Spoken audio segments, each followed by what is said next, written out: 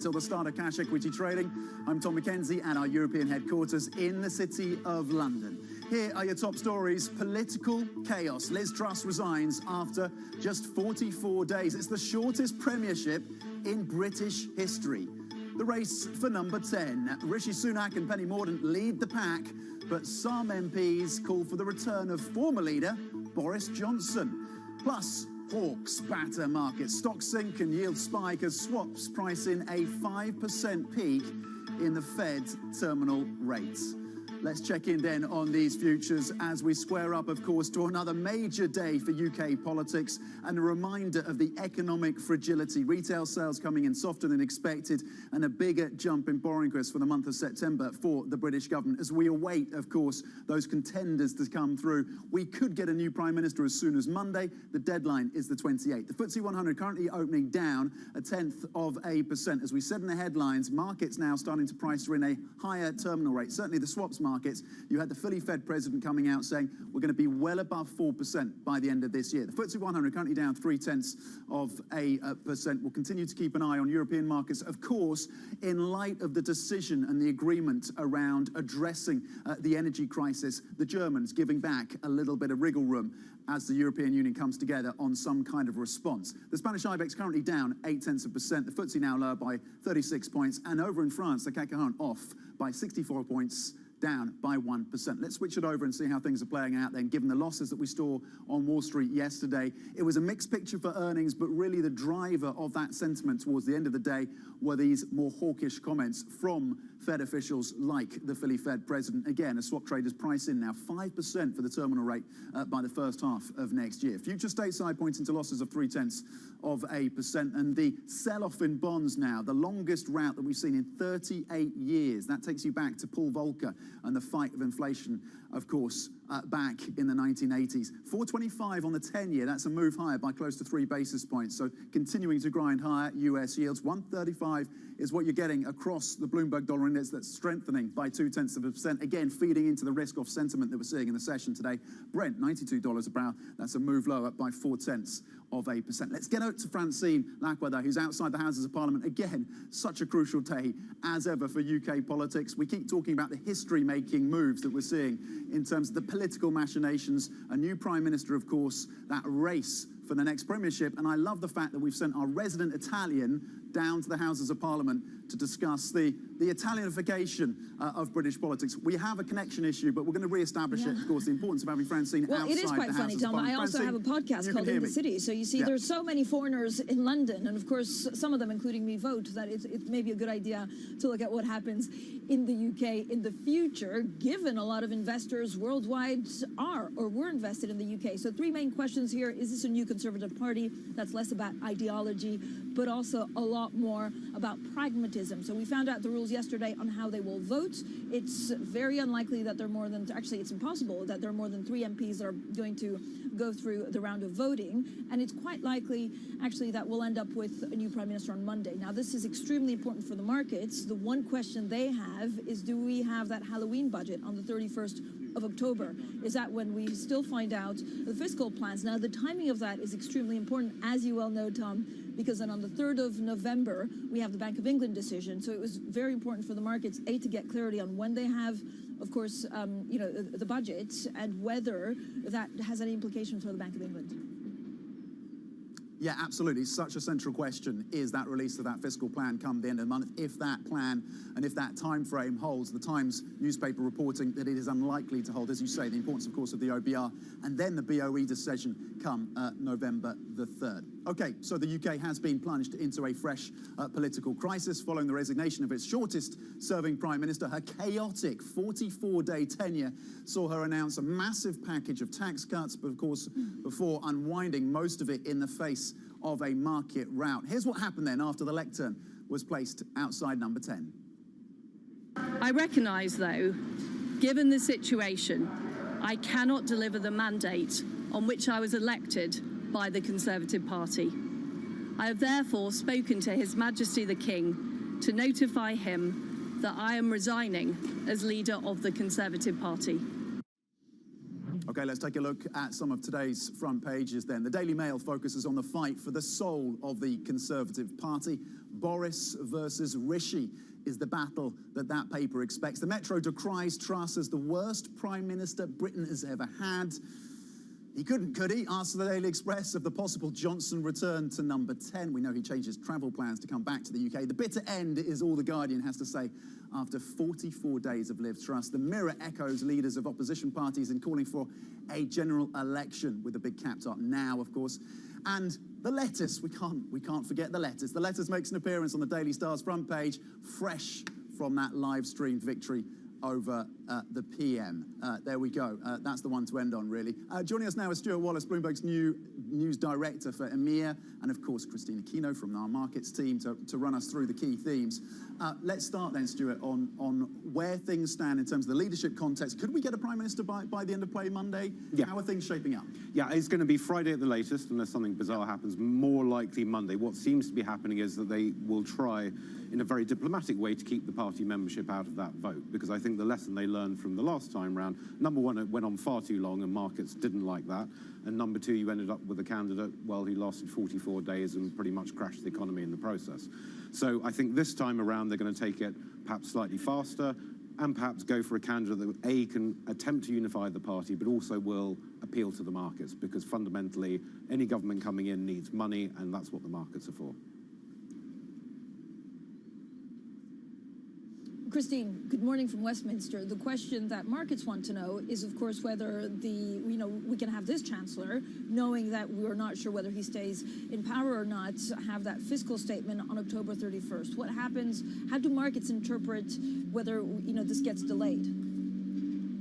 Well, Francine, I think, yeah, the delay potentially would be something that markets will definitely be watching out for. I have to say, though, I think the reaction in markets yesterday was relatively calm, all things considered, and that is because despite the turmoil that Liz Truss herself was facing, at the moment we do not have any indication of Jeremy Hunt as Chancellor leaving that post, and so there is that sense of continuity there, and we know, of course, that Hunt being placed in the position of Chancellor was very instrumental to pacifying markets after several weeks of turmoil. So I think that is giving a bit of relief to investors at the moment. But of course, questions hang in the balance. Will we get that budget, that full fiscal picture on the 31st of October? But also more importantly, what would a new Prime Minister mean for Jeremy Hunt's agenda as Chancellor? Will he be able to continue on the path that he set out, which was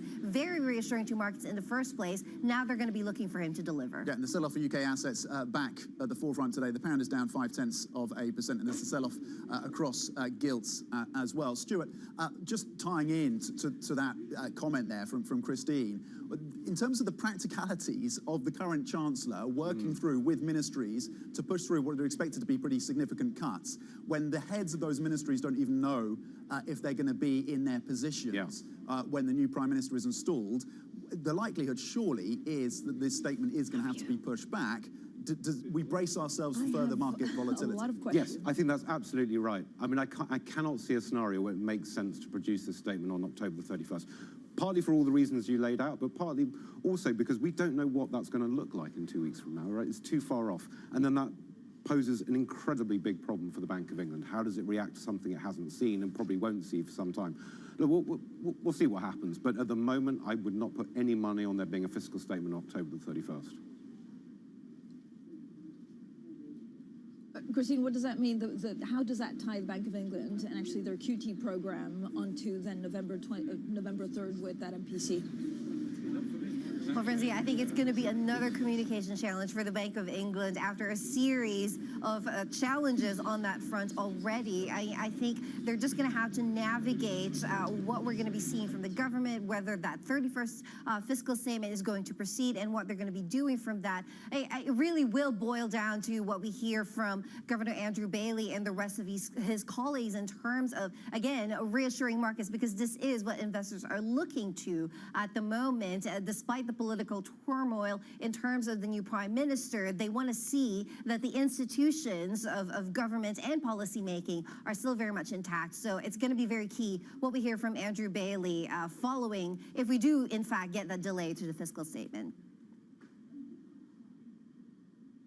All right, thank you both for joining us. Stuart Walliser, Bloomberg's news director for EMEA, and Christine Aquino, of course, looking at the markets from our live team. So we'll have plenty more from Westminster and our studio in London. Coming up, we'll discuss the UK's political turmoil and what it means for the markets and growth prospects with the former Chancellor of the Exchequer.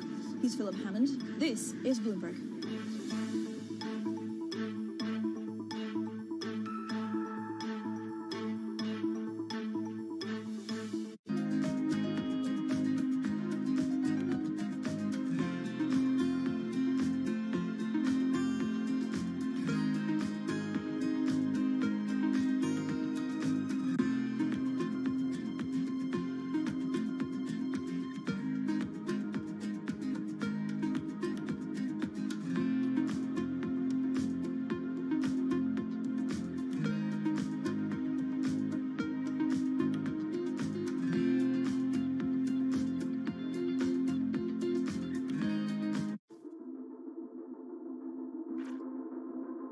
Digital-first approach to the future of work is where the industry and all companies will be heading. Could the future of work not be at home or in the office, but in the metaverse instead?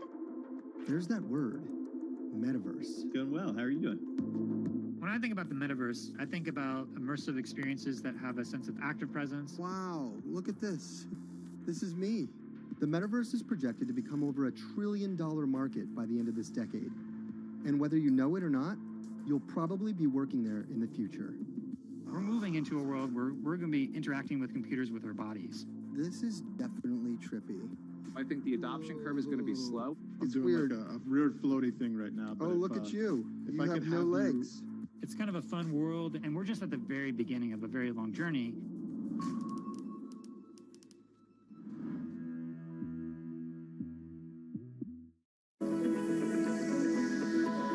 Japan's critical role in the global economy is changing as the world recalibrates. After decades of stagnation, Japan's leaders are forging a more innovative and sustainable path forward to revitalize the nation. Corporate giants, policymakers, and pioneers tell us how they're doing just that. Every week on Japan Ahead, right here on Bloomberg Television. BSO Now is your online home for weekly Boston Symphony Orchestra and Boston Pops performances. See new concerts that go behind the scenes, plus acclaimed archival concerts. Visit bso.org/now, where the music plays on. BSO season sponsor, Bank of America. Why do the biggest names in business choose Bloomberg? That is a great question. It's a great question. Great question. Great question. Best question I get all night. Bloomberg, top experts, great questions.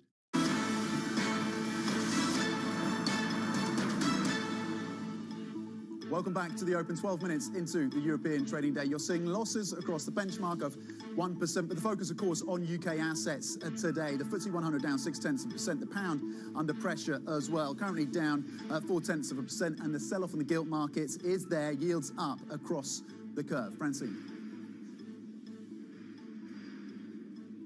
Now, after 44 days, Liz Truss has resigned, making her the shortest-serving Prime Minister in British history. Now, this is what we know. The tumultuous market reaction, including a plunging pound, forced her hand when she sacked Kwarteng, her closest political ally. Since then, it has felt like a matter of when, not if, she would go. Now, we're delighted to bring in someone with experience in number 11 Downing Street, the former UK Chancellor, Philip Hammond. Thank you for joining us, Mr. Hammond. When you look at, first of all, what happens to growth? What is the right prescription for this country now to grow and be more stable after the tumultuous 44 days? Well, clearly the most important thing at the moment is to calm the markets. We've seen the power of the markets over the last few weeks. I think Chancellor Jeremy Hunt was getting on top of that, putting together a package that would have been reassuring to the markets on the 31st of October. Clearly what we mustn't do now is anything which signals to the markets more chaos, instability and uncertainty ahead. Then the government, the new government, has got to outline a clear growth plan. Liz Truss's growth plan was based on a single proposition. You cut taxes by borrowing, and somehow that magically delivers you growth. Doesn't matter whether that's credible or not credible anymore, because clearly the markets are not going to allow it. So there needs to be an alternative growth plan. How does Britain earn its living in the post-Brexit, post-COVID, post-energy crisis world? Well, look, my own view is we've got to be prepared to take a few risks. We've got to articulate, for example, a role for the City of London, for the financial services industry, which is this country's most important single industry. And that may mean being prepared to take some calculated risks as we put Britain in the lead in areas of new technology, new trading techniques, new products. But I don't think Britain has the option of simply sitting back, relaxing and hoping that the world will deliver it a living. Indeed, and we had reminders from the data that came through, Mr. Hammond, this morning around retail sales and around the additional borrowing in the month of September, that the strains on this economy. When it comes to your assessment, though, of the likelihood of a fiscal plan being published and announced, as the Chancellor has hoped, by the end of this month, the reporting from the Times and our own assessment from our team is that's looking unlikely. Would you concur with that view, and what do you expect the market reaction to be to that if it gets delayed? Well, I think it depends whether the Chancellor is replaced. If a new Chancellor is appointed, clearly he or she will want a period of time to look at the package. If the new incoming Prime Minister decides to confirm Jeremy Hunt as Chancellor, then I see no reason why he couldn't go ahead and deliver the package on the 31st of October. He's obviously been working on it since he's been in office. How will the Conservative Party change now? It does feel like, because of the voting rules, could we have a Prime Minister on Monday? And is that pragmatism, ahead of ideology? Well, we clearly could have a new Prime Minister on Monday, if only one candidate passes the nomination hurdle that the 1922 committee has set. But look, what I think is clear is that the rules that we currently have, which have a two-stage process where the MPs select two candidates nominally and then the members vote, that isn't working. It hasn't delivered the results we want. By the way, nor does the Labour Party's methodology for electing a leader work. It's not served them well over the last decade or so. So I think both parties need to look at how we do this and make sure that we have a leadership election methodology that's fit and proper for the 21st century. Who's the right person to lead this country? Well, I'm not going to say until I know who the lineup of candidates is, who I think would be the person who will most effectively deliver stability. What I will say is that I don't think going back into the past and reincarnating a previous Prime Minister is going to be any way to reassure markets. Okay, so that rules out Boris Johnson, of course, amid the speculation and reporting that the former Prime Minister is on his way back, potentially to throw his hat in the ring. There is a strong case, isn't there, for a general election at this point? Well, there will be siren calls for a general election. The Labour Party is obviously emboldened by the poll results that it's seeing. There will be plenty of people in the country who feel that they should be deciding who is the Prime Minister rather than the members of Parliament within the Tory party or indeed the Tory party members. But there is no constitutional mechanism for requiring a general election. If there is a leader of a party in Parliament that can command a majority of members of Parliament in a confidence vote, then the King will appoint that person as Prime Minister. That is the way our Constitution works. Mr. Hammond, when you look at, again, the way things, we think will work, is there a secret agreement for the person who comes in with, at number 2, with the least votes to drop out so that we have clarity by Monday night who the Chancellor is and whether we can have that autumn statement on the 31st of October? Well, I have no idea whether there are any secret agreements Should there be discussed. Secret agreements? Well, That's not for me to say. But what I think is quite difficult when we've just been through a leadership contest which has been quite fraught and generated some strong emotions, I think it's quite difficult for the party to come together in the way that it clearly now needs to and coalesce around a single candidate. I mean, tensions are still running quite high from things that were said and done during the previous leadership campaign. Let's see if my former colleagues can achieve that on Monday. It will be quite a remarkable achievement if they can. And I think if they can, it will send a powerful signal that the Tory party, long a pragmatic election-winning machine, is back in business. Do you think then there is a realistic path to victory on that premise?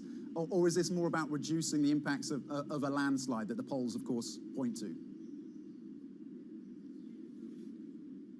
Well, the next general election doesn't have to be for 2 years' time. And 2 years is a very, very long time in politics. We're buffeted by events in a very high risk and uncertain world. So I think it would be a very, very brave person that called the result of the next election in 2 years' time today, just on the basis of snap polls, which are reflecting understandable and completely justified public disenchantment with what has happened over the last few weeks. The pound has recovered a little bit from what we saw just 3 weeks ago, but actually gilt buyers haven't come back to the markets like maybe some were expecting them to. What will it take for foreign investment to come back? Well, I'm not an expert on the gilt markets, but it seemed to me for some time that the definitive act that could bring gilt buyers back would be the Bank of England being clear that it will not, for the time being, progress with its planned divestment from the stock of gilts that it holds. Clearly, having that pending sale hanging over the market is not helping sentiment in the gilt market. So do you think the BOE should hold off? Yeah, I think given the political uncertainty around, I think it would be a sensible thing for the Bank of England, frankly, to announce that it is postponing for the time being the commencement of that process of gilt sales for an indefinite period until conditions have stabilised. Before we let you go, and you've been very generous with your time, have you had any conversations with the current Chancellor or his economic advisory team? I'm not going to comment on any conversations I may have had with people who are in the government. Any such conversations will be private. All right, there you go. A very diplomatic former UK Chancellor Philip Hammond. As always, thank you so much for your time. That was Philip Hammond. We'll have plenty more, of course, a lot of analysis here from Westminster. So later in the program, could Cincinnatus come back? Well, we'll look at the runners and riders in the race to follow Liz Truss as UK Prime Minister and whether Boris Johnson could actually make a comeback. This is Bloomberg.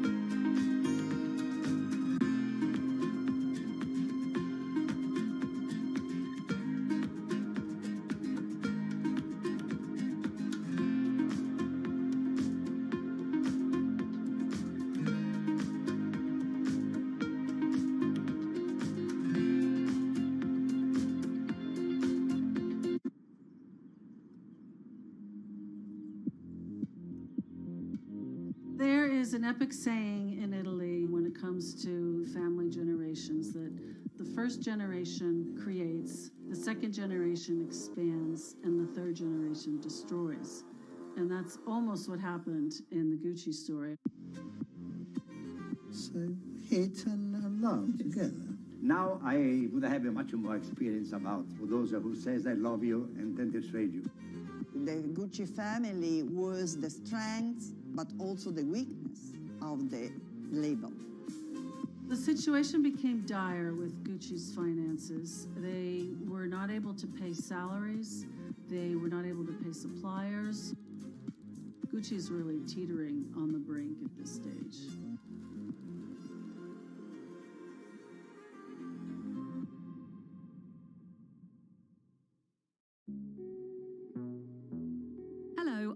Emma Barnett, and I'm a journalist and presenter. This is my new show, Emma Barnett Meets. First, I'll be meeting Chinese artist and dissident Ai Weiwei, and I'll talk to the novelist and political scientist Elif Shafak. Tune in to watch those who shape our world explain how the world shapes us. This is Emma Barnett Meets on Bloomberg Quicktake. You will shed light on dark matter. You will make aging optional. Because when you subscribe to Bloomberg, you won't just get news. You will get insight into limitless possibilities. Before you change the world, Bloomberg.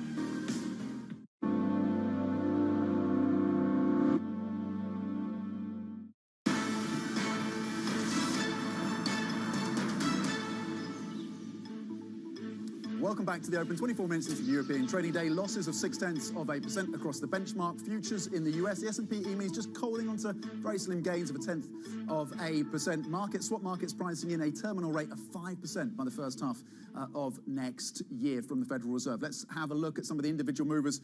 Of course, it's a big week for earnings season, of course, and those numbers coming in thick and fast. Renault currently down 1.8%. It was a miss in terms of the third quarter revenue, coming in at 8.9 billion euros. The estimates had been for 9.6 billion, but the company did confirm its outlook for the year. Adidas, wow, down close to 8%, 7.7% on fresh profit warning from this company. Weakness in China sales is a big fly in the ointment for that retailer, of course. Currently, they're looking at margins. They now see margins of 4% this year, down from 7%, so a reduction in terms of their forecast for margins, quite significant. Deliveroo, different picture there for them, though. This was a beat, currently up 2.2%. The delivery company seeing gross transaction value just above estimates at £1.7 billion.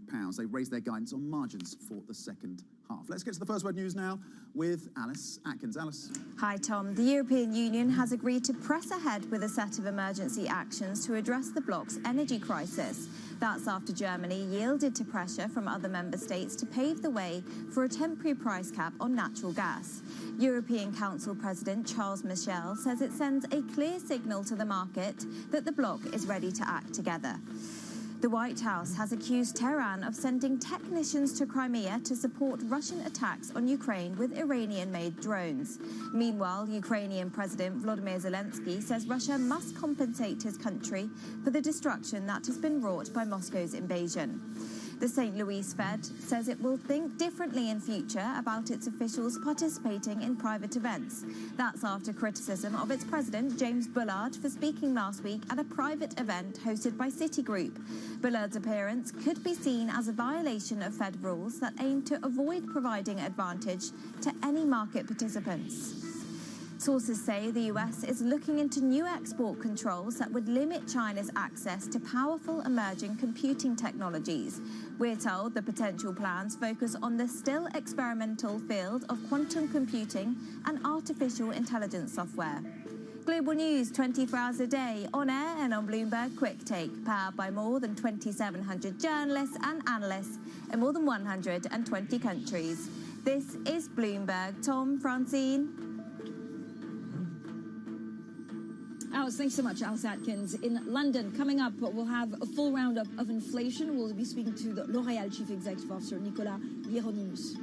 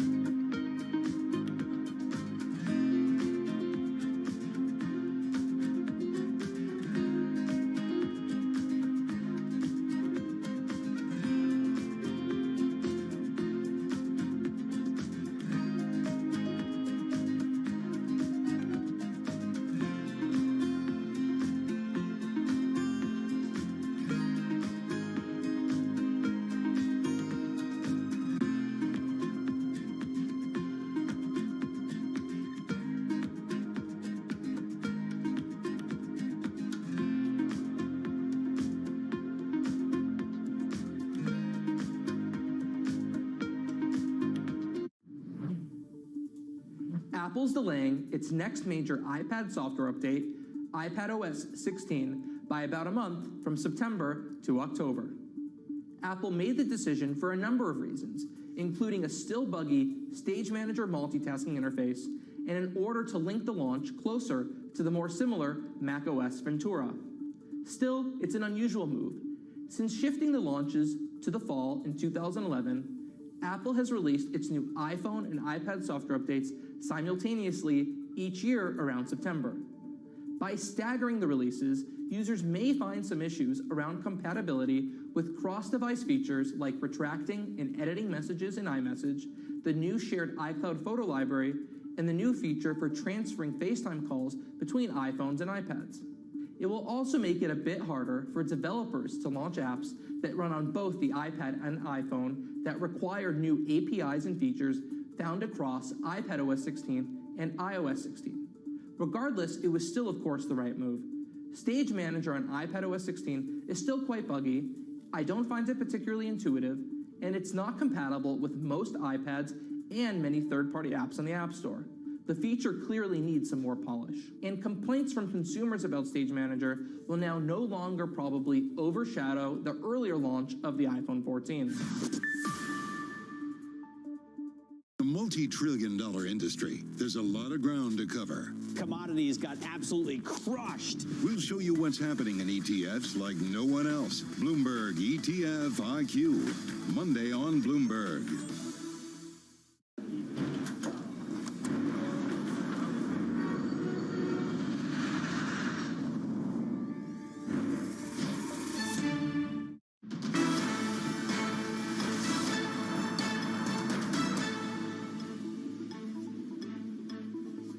Welcome back to the Open, everyone. 30 minutes into the European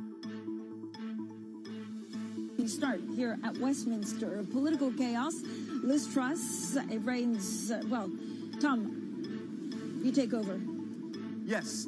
Liz Truss resigned. We have a few connection issues that happens in live TV. The Prime Minister resigning, of course, after 44 days. The focus now on who is going to take over. Rishi Sunak or Penny Mordaunt lead the pack, but some MPs call for the return of former leader Boris Johnson. Plus, hawks batter markets, European stocks fall as US yields spike and swaps price in a 5% peak in the Fed's terminal rate. That is playing into these markets. It certainly played into the pessimism across European equities yesterday towards the close. Of course, the commentary, the hawkish commentary from Fed officials, the fully Fed president saying he sees at least 4% by the end of this year. Swaps traders now pricing in a terminal rate, as we said in the headlines, of 5% from the Fed by the first half of 2023. The markets here in Europe lower by 0.7%. The DAX over in Germany off by 101 points, down by 0.8%.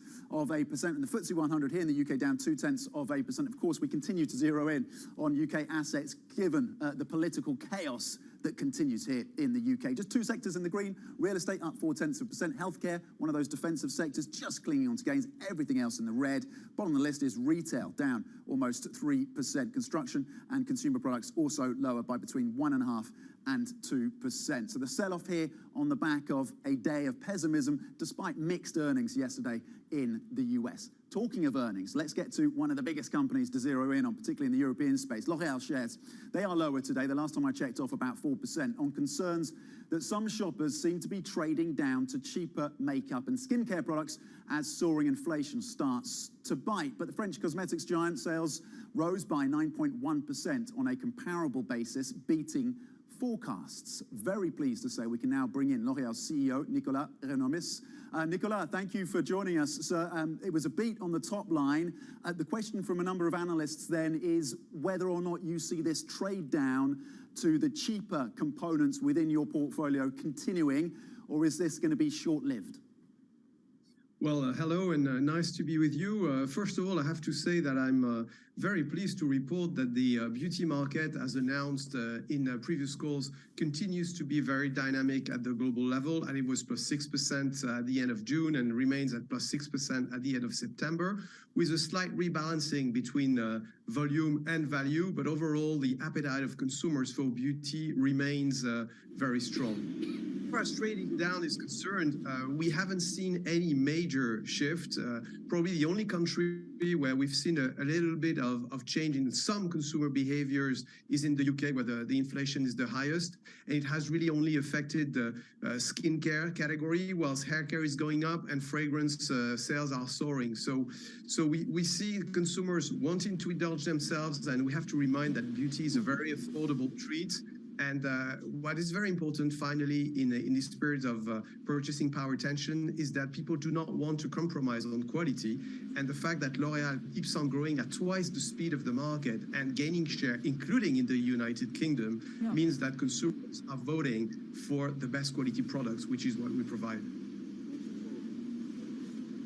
But Mr. Hieronymus, first of all, good morning from Westminster. Your share price is down some 5%. So are you worried that you're not able to protect your margins given higher inflation? Well, as we have said at in the call we did yesterday, we are confident that once again this year we are going to be able to grow our top line, to beat the market, and to deliver margin improvement. This is what L'Oréal has been doing year on year for the last 20 years, and we will continue to do it this year because we have pricing power. All our innovations, and we have innovations that are extremely successful in all divisions, are launched at a higher price point and at a higher gross margin level. We have a lot of flexibility in our P&L with our inputs being managed, with our SG&A being managed, and we are confident that we will continue to deliver a margin improvement. The APAC region accounts for at least 35% of your revenues. I wanted to get your views on what's happening in China. The lockdown's expected to continue. How much of a drag do you expect that to be in the quarters ahead for the business? Well, it's clear that China is in a bit of an unpredictable market right now. Mid to long term, it remains a safe bet because it's a market where demographics, purchasing power are going to play in our favor.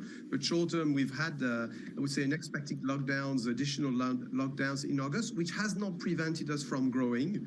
We have grown in our sellout. Our sales on the Chinese market have grown by close to 8% if you add the domestic market in the duty-free island of Hainan. So we can grow on this market, but it's true that we are happy that we have started this very successful what I call rebalancing strategy between regions. And if you look at our 9 months results, you would see that Europe is our biggest region with over 8 billion euros at 9 months. Then we have Asia at 8 billion and North America at 7.5. So we have 3 big regions that are of the same size. So we can offset any difficulty in one part with growth in another.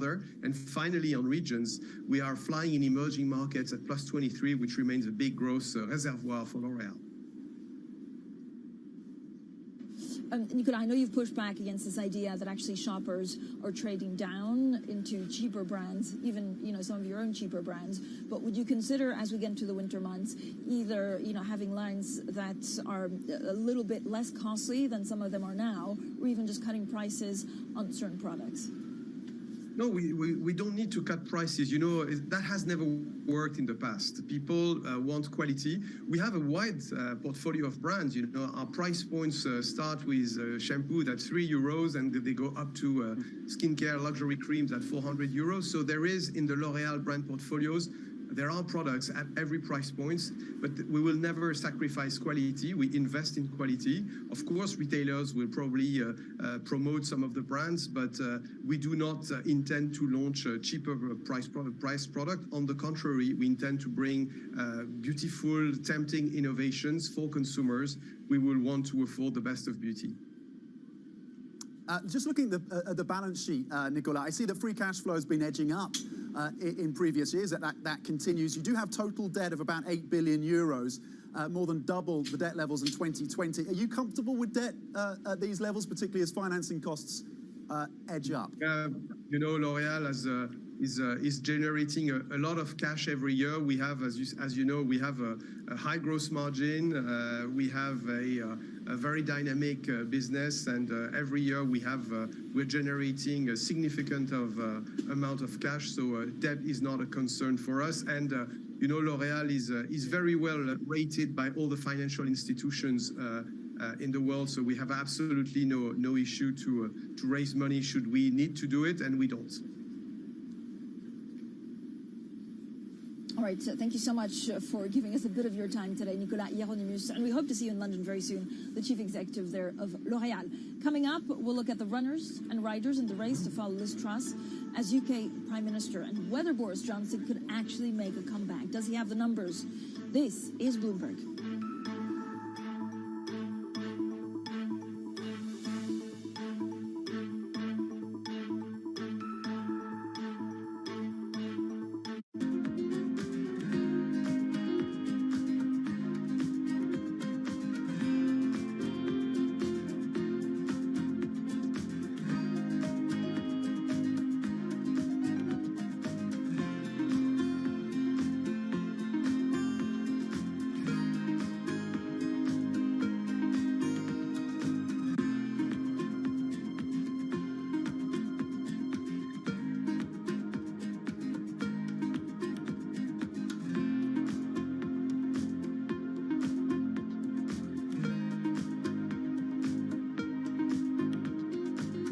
There's more activity in the fusion world than ever, and not just in government research labs. There's also an emerging private fusion industry that's attracted billions of dollars in capital in recent years. Governments and private investors alike realise that we've got to find a solution that's going to allow us to get to net zero targets. This is one of the hardest but most rewarding problems that humanity could work on. Ultimately, we all want the same thing. We want someone to put electricity on the grid from a fusion power station as quickly as possible. Frankly, the scale of the challenge, 3,000 gigawatts of fossil fuel to replace, there's not many things that can do that. In fact, there may only be fusion that can really do that. And while many in the scientific community predict fusion power will take decades, some in the private fusion space believe we'll get there in just a few years, as soon as the 2030s.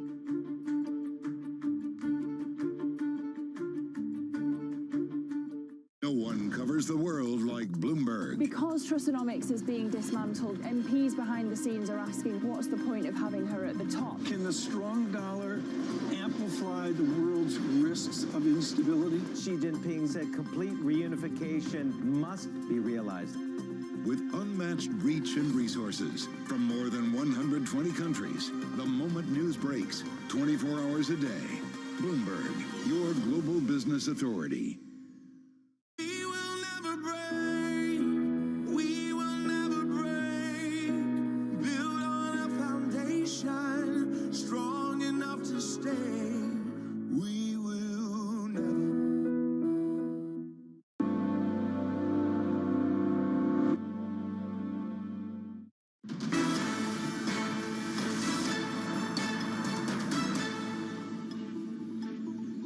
Welcome back to the Open. 41 minutes into your European trading day. Losses of 0.7% across the benchmark. Futures turning lower as well on the S&P E-minis. Nasdaq futures lower by 0.3%. And the sell-off in gilts continues. The pound also under pressure, down 0.3%. But pairing some of the heavier losses, currently trading at 112. Francie. Now, Liz Truss has resigned as Prime Minister of the UK. Let's recap her timeline. So it's been a pretty incredible 3 weeks. September 5th, she wins the leadership contest. On the 8th, she announced her energy support package. The mini-budget on the 23rd followed the Queen's funeral. Her first tax cut reversal came on the 3rd of October as a succession of U-turns followed, culminating in the sacking of her Chancellor, the ousting of her Home Secretary, and ultimately 44 days later, her own resignation. Now, for more on all of this, we're joined by our UK government reporter, Emily Ashton. Emily, great to have you on the programme. So what exactly is the process now to replace Truss from here? Well, it's a very short process compared to this huge, really long leadership contest that we saw over the summer that lasted over 6 weeks. This time they want a much more accelerated contest. So we're going to see by Monday the final two candidates, and maybe by Monday evening you might even just have the leader in place. That's how fast it could all be. But to get to that point, the threshold is high. Candidates are going to need 100 nominations. That's compared to 20 over the summer. They want only the people with the most support to go for it. So at the moment, we don't quite know who's going to throw their hat in the ring, but we know that MPs are taking soundings from MPs whether they can reach that 100 limit. Yeah, Emily, you're obviously brilliantly plugged in to all things UK politics and to MPs and their assessments of what is going on. What is your take? What are they saying about who is most likely, at this point at least, to take over? Well, you know, you can see those three on screen now. You know, Rishi Sunak, Penny Mordaunt, Boris Johnson, those are the three big names that people are talking about. Ben Wallace, maybe, he hasn't said whether he will yet or not. But Rishi Sunak, let's remember, you know, he came second in that contest over the summer, but he crucially had the most support from MPs. It was the members that didn't prefer him over Liz Truss, which could be a bit of a sticking point, because to impose somebody who hasn't got the support of the membership might be a bit tricky. But we know that a lot of MPs are coming forward now and supporting Rishi Sunak outright, and they say he clearly is the man to beat. But in an extraordinary twist, you see that Boris Johnson is now coming forward as well. He's been on holiday in the Caribbean. He's flying back. He's taking soundings as to whether he can make that 100 MP threshold, but crucially, whether he can win, because I don't think he would really go for it if he didn't think he could become the next leader. That really would be such a remarkable twist, wouldn't it? So we follow, obviously, the machinations around Boris Johnson very closely. Thank you, as ever, to our UK Cabinet reporter, Emily Ashton, for the latest on the runnings to take over as PM. Let's bring in now Anand Menon, who is the Director of UK in... We'll get the title, but Anand Menon, who is a watcher of all things UK politics and really a reader of the tea leaves. Anand, fantastic to get you on. Director of UK in Changing Europe at King's College. There you go, the title's come up. Thanks, Anand. What is your assessment of where things stand in this race? We saw the odds up on screen just a minute ago. Where do you think things stand? Do you think... I mean, the first thing we've got to do is caveat this by saying that actually no one, I don't think, has yet declared themselves to be a candidate. So there's frantic speculation around people who haven't actually said they want the job. But it certainly looks at the moment far more likely than it did last night that Boris Johnson could get to that 100-vote threshold. And I think it's hard to see him losing if he gets through to the members' vote. So Boris Johnson's a serious contender. But Anand, when you look at the numbers, I mean, yesterday we were talking about Boris Johnson possibly getting 30 votes from MPs, right? They need that 100 threshold. You really think he can get 100 people to vote for him in Parliament? The honest answer is I don't know. I certainly think it's possible, though. And remember, a whole load of MPs haven't yet declared. These candidates are going to be working the phones frantically over the weekend. There's an awful lot of Tory MPs who haven't revealed who they'll be voting for yet. So there are a lot of votes to play for. And if he's already sort of high 30s, early 40s, then he's well on the way. I don't think it's a given. I don't think it's a definite. And I think one of the things we're seeing in the Conservative Party at the moment is some MPs threatening to resign the whip and even call by-elections should Boris Johnson come back. And over the weekend, I think there are going to be a lot of fraught conversations between Boris backers and people who will not accept him under any circumstances. Does the Conservative Party ultimately survive this, Anand? Well, I think so, because the Conservative Party has a knack of surviving everything. It is just a remarkably adaptable political party. Whether your question means does the Conservative Party win the next election, it is very hard to see them doing so. And this is quite interesting when it comes to Boris Johnson. Listening to MPs being interviewed last night, a lot of them were arguing they should have Johnson back because he's an electoral asset. MPs got rid of Boris Johnson only a few months ago, partly because he was seen as an electoral liability. He was losing by-elections he should have been winning. So the evidence simply isn't there that Boris Johnson could take them to victory in an election. That being said, an election is probably going to be 2 years away. Yeah, but Anand, so in the next 2 years, I mean, there's a lot going on. You have inflation, you have Bank of England, you have mortgages going up. A lot of people could be much worse off in 6 months than they were a year ago. How does the next government make sure that this country grow? What's the prescription for growth? Well, I think partly that depends on who gets elected, because the one thing Liz Truss showed us is there is a range of opinion within the Conservative Party, and I think Boris Johnson in number 10 would have probably slightly different economic priorities to Rishi Sunak in number 10. But I think the hope in Conservative high command has got to be that, yeah, things aren't going to look good in the spring or summer of next year. But by the end of 2024, whoever takes over has got to engineer a situation in which at least there are signs of a strong recovery. And I think that's the Conservatives' best hope. And that, incidentally, is why all this talk of an early election is, I think, for the birds. I don't think the Conservatives will go early because they need all the time they've got to put right the economy, to put behind the memories of that appalling mini budget and its implications, and let voters start trusting them again. It is a long shot. I don't think, by any manner of means, a Conservative victory is the likeliest outcome at the next election. But I think as a Conservative, you'd probably be thinking, we'll wait as long as possible and hope things get better. Yeah, particularly given today's polling numbers, Anand. So you think a general election is for the birds, at least anytime soon. In terms of the austerity that this country is now facing, the IFS coming out saying it's going to be slightly less impactful than possibly George Osborne's levels of austerity, but the wriggle room is smaller because so much flesh has been cut from the bones. What is the austerity picture looking like, do you think, in the years ahead for this country? Well, grim, because whilst the IFS are right, and this might be slightly smaller in scale than that imposed by George Osborne in 2010 to 2015, this is on top of that austerity. So public services have already been stripped back to the bone. And of course, for some public services, particularly health, but also education, they are still trying to get back on their feet after the impact of the COVID pandemic. We have historically long waiting lists for the NHS. We have horror stories on the news almost every day about people waiting hours for ambulances. We have the prospect of a range of public sector strikes over winter because wages aren't keeping up with inflation. So I think, there are some very, very difficult choices to be made. And one of the interesting things to see will be whether the new Prime Minister is willing to try and address this fiscal black hole, partly through tax increases as well as by trying to cut spending. Yeah. And who do you think would be the ideal, given the circumstances, next Conservative leader?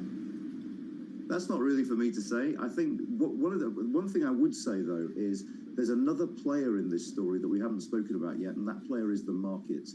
And the markets, given how jittery they have been since that mini-budget, will respond to what's going on in this Conservative leadership race. And one of the interesting questions, hypothetically, if Boris Johnson were to win, there are big questions around, for instance, whether he can work with Jeremy Hunt, who Liz Truss newly installed as the Chancellor, because those two have history. They don't get on. They competed against each other in the leadership election of 2019. Yet I suspect that removing Jeremy Hunt, who has managed to calm the markets in his short spell as Chancellor so far, is going to have implications for the economy as well. So it's a very complicated and messy picture. Anand, thanks so much, as always, for joining us. Anand Menon, their Director of UK and a Changing Europe at King's College London. And we'll have plenty more, of course, from Westminster throughout the day. Also coming up, one report suggests Elon Musk plans to slash 75% of Twitter's workforce as part of his takeover. We'll bring you that story next, and this is Bloomberg.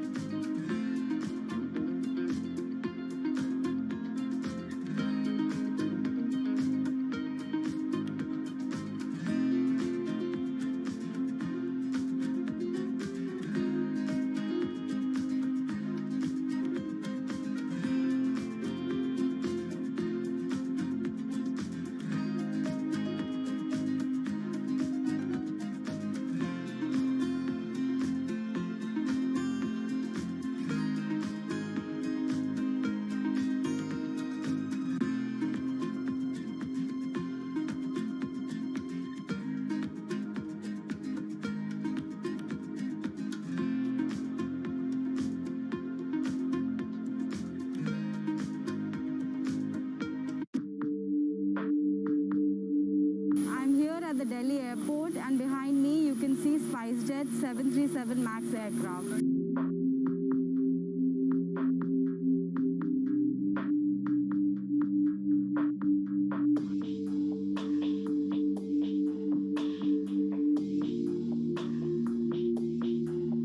SpiceJet Chairman Ajay Singh earlier today said that Boeing is going to compensate SpiceJet in form of cash and aircraft.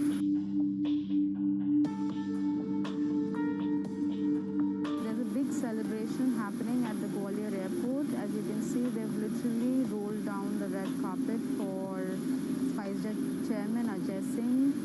There are balloons, there are flowers. This is a big deal for SpiceJet.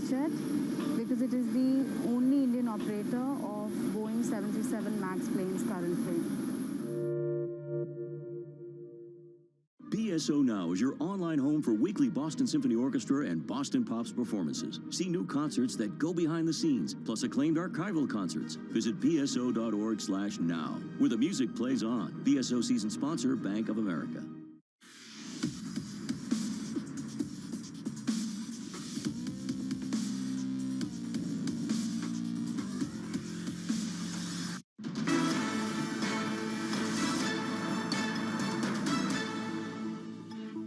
Welcome back to the Open. 53 minutes into the European trading day. The sell-off across European equities is accelerating. Currently, the benchmark down more than 1%. Futures in the US also lower by between 0.3 and 0.5% on the Nasdaq futures. The bond sell-off continues. The dollar strengthens 0.1%. Let's get to the corporate stories then. This is one that is absolutely fascinating and brutal for employees of Twitter. The Washington Post is reporting that Elon Musk plans to cut nearly 75% of Twitter's workforce. Yes, 75% as part of his takeover. As talks progress, and they are progressing, advisors are working to get the $44 billion deal closed by the end of the month. Joining us now is Bloomberg Quick Take's Alex Webb. Alex, talk us through the latest, this 75% cut that's being reported. How is that even possible for a company like Twitter? Well, it's 7,500 people. That would then take it down to something in the order of 2,000. Yeah. The strange thing is actually that in Silicon Valley, this isn't a particularly new idea. I was there for about a month in July, and I met quite a few people who said, Twitter has far too many people, that they need to pare that right down. You could fire 2/3 of them. That's literally what people were saying to me. So, like, does that mean that Twitter could have a lot of problems if it does? Yes, absolutely. But it is, in some parts of Silicon Valley, the orthodoxy that Twitter is overstaffed given what it does. So he isn't necessarily coming up with something massively new. Now, how you execute that could be a real problem, because if it affects things like content moderation, security, that is a real issue that has broad ramifications for, public discourse around the world. Absolutely. Could it possibly, is this about Elon Musk looking to clear out the old team and put in new staff? Is that potentially partly what he's looking at? I mean, it could well be. It's the sort of private equity model. You slash and build, right? You take something private, you kind of look at all the things you don't need, you get rid of that, and then you go, well, let's start from scratch and build it up again. It's also, you've got to bear in mind that Elon is probably tapping much of his readily accessible capital to do this deal. Therefore, he's got to find a way of making it profitable in order to, start paying the bills. Does that mean that in a few years' time it starts to think about going public again? Because that's the sort of private equity model. Well, maybe, because then perhaps he can think about repaying some of the money. How is the deal progressing? It is getting closer. We're hearing that the conversations between bankers are really accelerating. The banks on both sides, they're trying to make it close by the end of the month, which is sort of what they had promised. There is a bit of a fly in the ointment that our colleagues in the US are reporting that the US is considering some security reviews of Elon's ventures as a whole, that partly spurred by his comments that seem to be vaguely in favor of Russia taking parts of Ukraine, and then his assertions about Starlink, that maybe he can't afford to pay for Starlink. That's a really fascinating development. We're running out of time, but we need to delve into that in more detail. Alex Webb, as always, brilliant on what is happening on Twitter, and of course Elon Musk as well, on the back of the news that he could be looking to cut as many as 75% of the staff, the headcount there. Let's check in on the markets before we let you go. The benchmark here in Europe down 1.2%, futures lower stateside. Here in the UK, across the bond market, in fact, you're seeing the sell-off continue, but most pronounced here in the UK. The 2-year currently at 3.68, the 30-year at 4.04. That's a 9 basis point move higher, and the pound is under pressure. Stay with us. This is Bloomberg.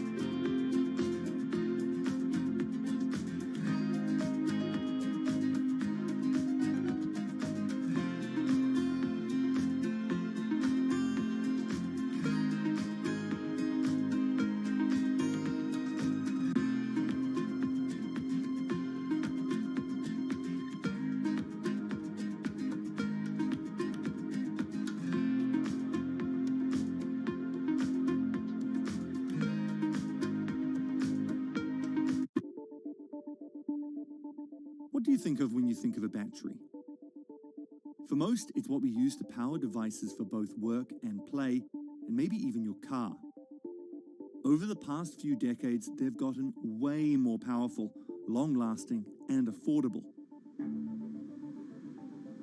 But all of this is just a prologue to what the next batteries are going to do.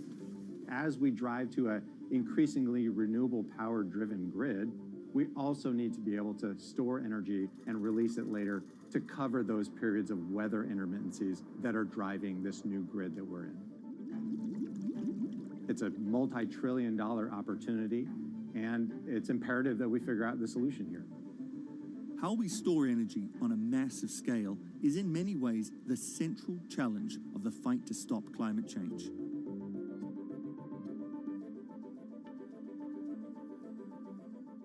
Power, policy, politics. From the White House to the Hill, Bloomberg covers the leaders in legislation. That was really a tectonic shift for this White House. The theory of this bill, as I understand it, is there'll be a multiplier effect. How did Democrats mobilize specifically younger voters? Bringing you the political news you need to know. The president has made it very clear that this is a significant focus. For the intersection of Wall Street and Washington, nobody covers politics like Bloomberg. You will shed light on dark matter. You will make aging optional. Because when you subscribe to Bloomberg, you won't just get news. You will get insight into limitless possibilities. Before you change the world, Bloomberg. This is Bloomberg Daybreak with Lee. On Bloomberg Radio. Welcome to Daybreak Australia. This is Bloomberg Technology. Welcome to Bloomberg Crypto.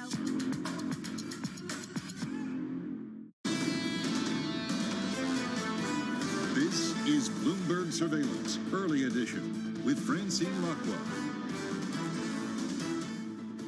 Well, good morning, everyone, and welcome to Bloomberg Surveillance Early Edition. I'm Francine Lacqua here at Westminster. Now, here's what's coming up on today's program. Political chaos. Liz Truss resigns after 44 days, the shortest premiership in British history. The race for number 10, Rishi Sunak and Penny Mordaunt lead the pack, but some MPs call for the return of former leader Boris Johnson. Plus, hawks batter markets while European stocks fall as U.S. yields spike and swaps price in a 5% peak in the Fed terminal rate.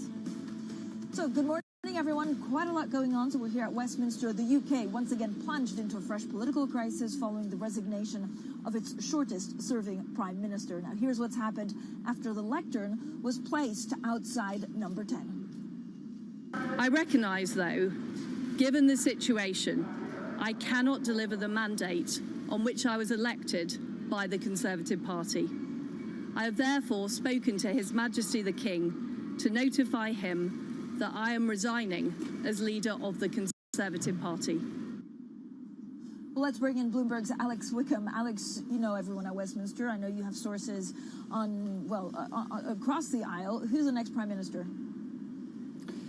That is the question. At the moment, we see these spreadsheets of Tory MP nominations for each candidate. At the moment, Boris Johnson and Rishi Sunak are the two front runners. Heavy caveat there, though. We are pretty sure Rishi Sunak is going to run. We aren't sure yet that Boris Johnson is going to run. He is clearly canvassing support. He's trying to work out whether there is a path to victory for him and whether that is at all plausible. That's the key question, really, over the next 48 hours, over the weekend, really, before the nominations deadline ends on Monday. Then there's Penny Mordaunt is probably the third candidate who does have a realistic chance of getting to that key 100 number that gets you on the ballot. So, Alex, give me a sense, first of all, on Boris Johnson. He needs to get 100 MPs to vote for him. So, do we find out tomorrow who's likely? I mean, what's happening right now? Do the candidates, and no one has put really themselves forward, but do they call MPs to try and muster support to look to see if they have the numbers before we have officially their names? Yes, exactly. So actually no no candidate has declared yet and said, yes, I'm running for Prime Minister. No one wants to sort of jump the gun and be seen as, been plotting in the background over the last few days of Liz Truss. However, behind the scenes at Westminster, those are the conversations that are going on text message, on phone calls, between people like Boris Johnson, Rishi Sunak, people around these candidates, their advisors, their MP supporters, ringing around MPs to try to work out whether they realistically can get to that magic 100 number. If they can't, they may not decide to stand. We've already seen a couple of the lower profile candidates, the likes of Grant Shapps, the new Home Secretary. He said that he won't be standing. He was definitely thinking about it. He was having conversations with MPs, and I think it was clear to him that 100 MPs was an unrealistic target for him, and so he's decided not to stand. That's the key question for these candidates right now, and this will all be taking place next 8 hours, 12 hours, 24, 48 hours, really, until Monday. It's going to be an absolutely extraordinary weekend of horse trading in Westminster. Alex, I don't know whether we're extrapolating too much or whether the markets are just too optimistic, but the markets for the moment seem pretty encouraged by the process. Now, the process also seems to be putting the Conservative Party as pragmatists, right? We could have a Prime Minister as soon as Monday. What does this tell us about, whether this Chancellor could also stay in place to make sure they deliver this autumn budget on October 31st? I think you're right for markets. That is absolutely the key question. Is there going to be enough stability that allows Jeremy Hunt, the Chancellor's fiscal statement, to take place on October the 31st as planned? It depends who becomes Prime Minister, so there is a degree of uncertainty there. If perhaps Rishi Sunak became Prime Minister, it would probably be likely that he would reappoint Jeremy Hunt as Chancellor. There would be, the decisions essentially would already be made about what to do on October the 31st or close to being made.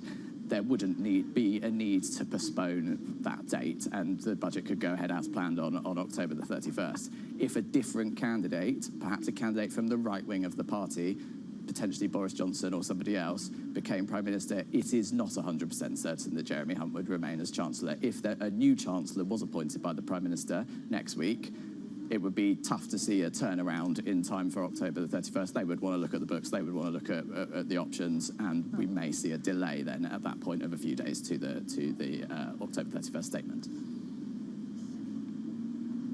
And Alex, I know everything's to play at this point, but if you look at what the bookmakers see as the two front runners, so Penny Mordaunt and Rishi Sunak, could you describe them as potentially technocrats, that nothing much will change in terms of growth patterns and keeping the markets on side? I think any Prime Minister who takes over has to recognise the situation with the markets under Liz Truss.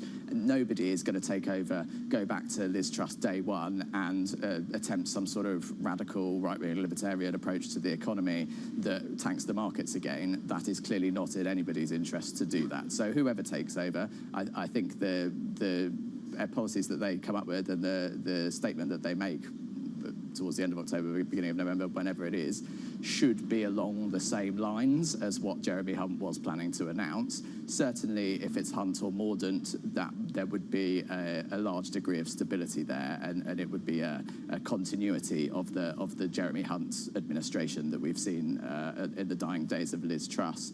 There is just that question mark of what happens if a right-wing candidate takes over.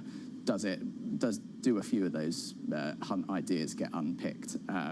However, it should broadly be towards the same direction of what Hunt was doing, because the reality is that anything deviates too much from that will spook the markets, and that's not in the interest of whoever takes over as Prime Minister. No.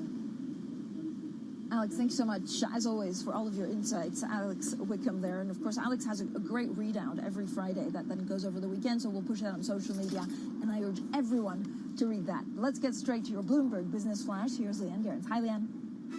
Hi, Francine. The US is said to be discussing whether it should subject some of Elon Musk's ventures, including his Twitter takeover, to national security reviews. This comes as officials have grown uncomfortable over what they see as a billionaire's increasingly Russia-friendly stance. Separately, the Washington Post reports Musk is planning to slash Twitter's workforce by 75% in the coming months. Now, Adidas has issued a fresh profit warning as unsold goods piled up and consumer demand weakens across China and Western markets. The German sportswear maker says it now expects an operating margin of 4% this year, down from a prior forecast of 7%. CEO Kasper Rorsted has already announced he's stepping down next year. And Kering has posted slower sales growth than luxury rivals LVMH and Hermes during the third quarter. The Gucci brand, which accounts for more than half of Kering's revenue, was held back by China's continuing COVID restrictions. Its CFO told analysts the Italian brand's revenue from the mainland declined during the quarter, and the situation there is still not back to normal. And that's your Bloomberg Business Flash. Francine. Leanne, thanks so much. Later in the program, we'll look at the runners and riders in the race to follow Liz Truss as UK Prime Minister and whether Boris Johnson could really make a comeback. This is Bloomberg.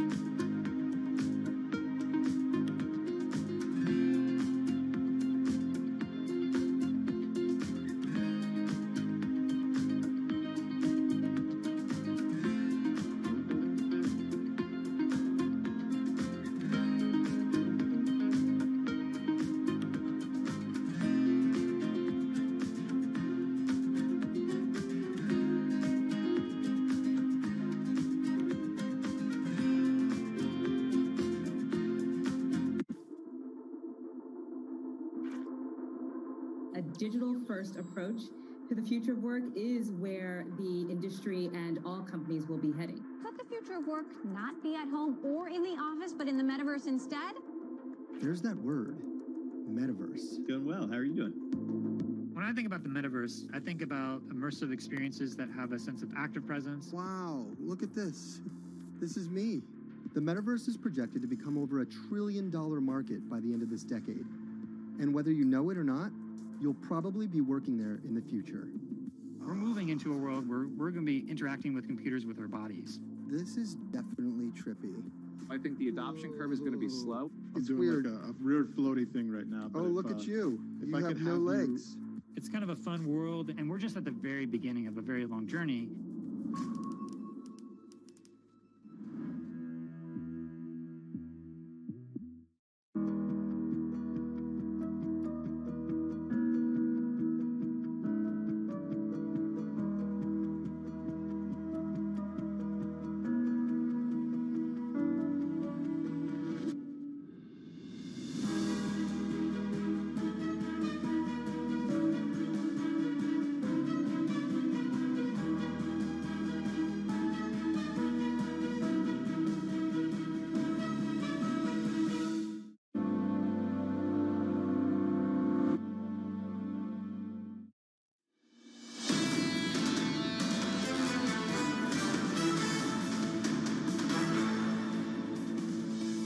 Economics, finance, politics. This is Bloomberg Surveillance Early Edition. I'm Francine Lacqua here in Westminster in London. It's all about political turmoil. Investors focused on the UK, where the Conservative Party is desperate to draw a line under Liz Truss's disastrous premiership. Now we're joined by Christina Kino, Bloomberg's markets editor. We're also joined by Bailey Wakefield, multi-asset portfolio manager at Aviva Investors. So thank you both for being with us today.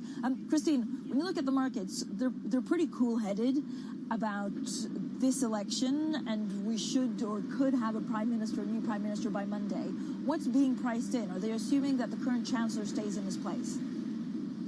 I think that is the working assumption for investors at this moment, Francine, and thus why there is a sense of relative calm in markets despite the political turmoil that we've seen in the UK. And this is the norm usually, right? Markets tend to not really care so much about politics, one, because they're not very good at pricing political risk, but also two, it's not for some time until any sort of political upheaval will have real consequences for instance, the public or the country's state of finances, or what it means for the central bank, which is really the two things that investors really care about. And so, you know, I think while we're kind of in this process, I would expect markets to kind of be in this sort of holding pattern, probably something that changes with regard to what happens at the Treasury, or if anything, the Bank of England, then that would be when markets will really start to pay attention and kind of reprice any new catalysts from here. Bailey, if you were in charge of finances, if you were Chancellor, what would you do to put this country back on the growth path? What are markets expecting and hoping for? Sure. I think the main factor for the UK at the moment is that we're quite short on certainty. The only certainty that we have at the moment is that Liz Truss won't continue to be Prime Minister. The key question for markets is whether that normal policy making can resume. Breakdowns of what we would consider to be the normal policy making approach has led to that increased market volatility, and whatever would bring us back to that more conventional approach is something that markets would take comfort in. Bailey, what comes for pound next? If you look at the 31st autumn statement, are we actually going to get it if we don't get a prime minister by Monday evening? Sure. So for us, we currently prefer the US dollar to sterling. While in the near term, sterling might be supported as some of the Truss government risk premium is priced out, there are longer term structural challenges that remain in place. Sterling is currently being held up by policy tightening, and there's around 175 bips of tightening penciled in for the rest of this year, which we could well see. But then another 100 bips in Q1 might be a step too far if the economy is suffering. We know that there are a number of challenges for the UK economy, like rising borrowing costs and consumer confidence being near historic lows, whereas we know that the dollar is a safe haven currency that's being supported by a hawkish Fed rhetoric. So again, it's going back to that stability argument and making sure that investors have confidence. And Christine, we heard from the former Chancellor of the Exchequer, Philip Hammond, he does not see how the Bank of England can continue with the timeline on QT because of proximity, of course, to the Bank of England decision, but because we are basically in leading or finding a new Conservative leader. Do you think they'll push that back? And how will markets interpret pushback of QT? Well, Francine, yeah, I think at this stage it will be very difficult for the Bank of England to deliver an informed policy decision. Just considering the timeline that we're looking at, it is very, very tight for the bank to consider everything that has changed over the last couple of weeks here in the UK government. And so, yeah, I think the base expectation is starting to become that there may be a delay in this process, both in terms of potential policy decision on the November 3rd original date, and also what they're going to be doing with that QT program. I think that is, to some extent, what has buoyed bond markets over the past few weeks. And you know, I think it will have to be a continued conversation and communication challenge for the bank to indicate to markets what their plan is going to be for this program. But I think at this point in time, investors are very much kind of pricing in a little bit of a delay here, which is why we're seeing quite the rally in UK bond markets, particularly in the long end. All right, thank you both for joining us. Bailey Wakefield there, multi-asset portfolio manager at Aviva Investors, and our very own Christina Kino, Bloomberg's markets editor, joining us. Now, we'll have plenty more, of course, throughout the day, right here at Westminster. Coming up, one report suggests that Elon Musk plans to slash 75% Twitter's workforce as part of his takeover. We'll bring you that story next, and this is Bloomberg.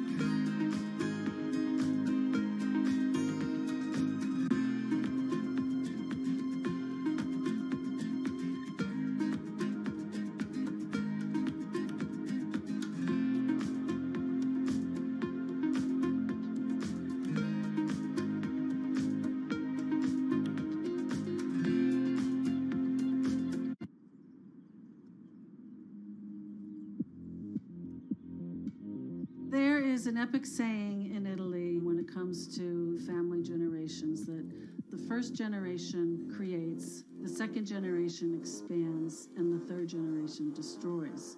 And that's almost what happened in the Gucci story. So hate and love together.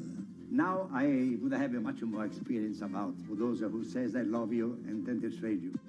The Gucci family was the strength, but also the weakness of the label. The situation became dire with Gucci's finances. They were not able to pay salaries. They were not able to pay suppliers. Gucci's really teetering on the brink at this stage.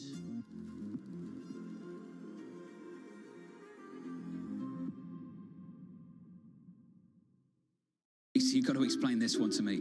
What does it mean when the White House says we're watching markets carefully? It means they have a Bloomberg. I've seen the Bloomberg. They have I've been in and seen it. Lots of Bloombergs. Lots of Bloomberg. Lots of Bloomberg. Lots of Bloomberg. Lots of Bloomberg. Lots of Bloomberg. I've seen the Bloomberg. I've seen the Bloomberg. I've seen the Bloomberg. I've seen the Bloomberg. What does it mean? What does it mean? What does it mean? What does it mean? What does it mean? It means they have a Bloomberg. In a multi-trillion-dollar industry, there's a lot of ground to cover. Commodities got absolutely crushed. We'll show you what's happening in ETFs like no one else. Bloomberg ETF IQ, Monday on Bloomberg.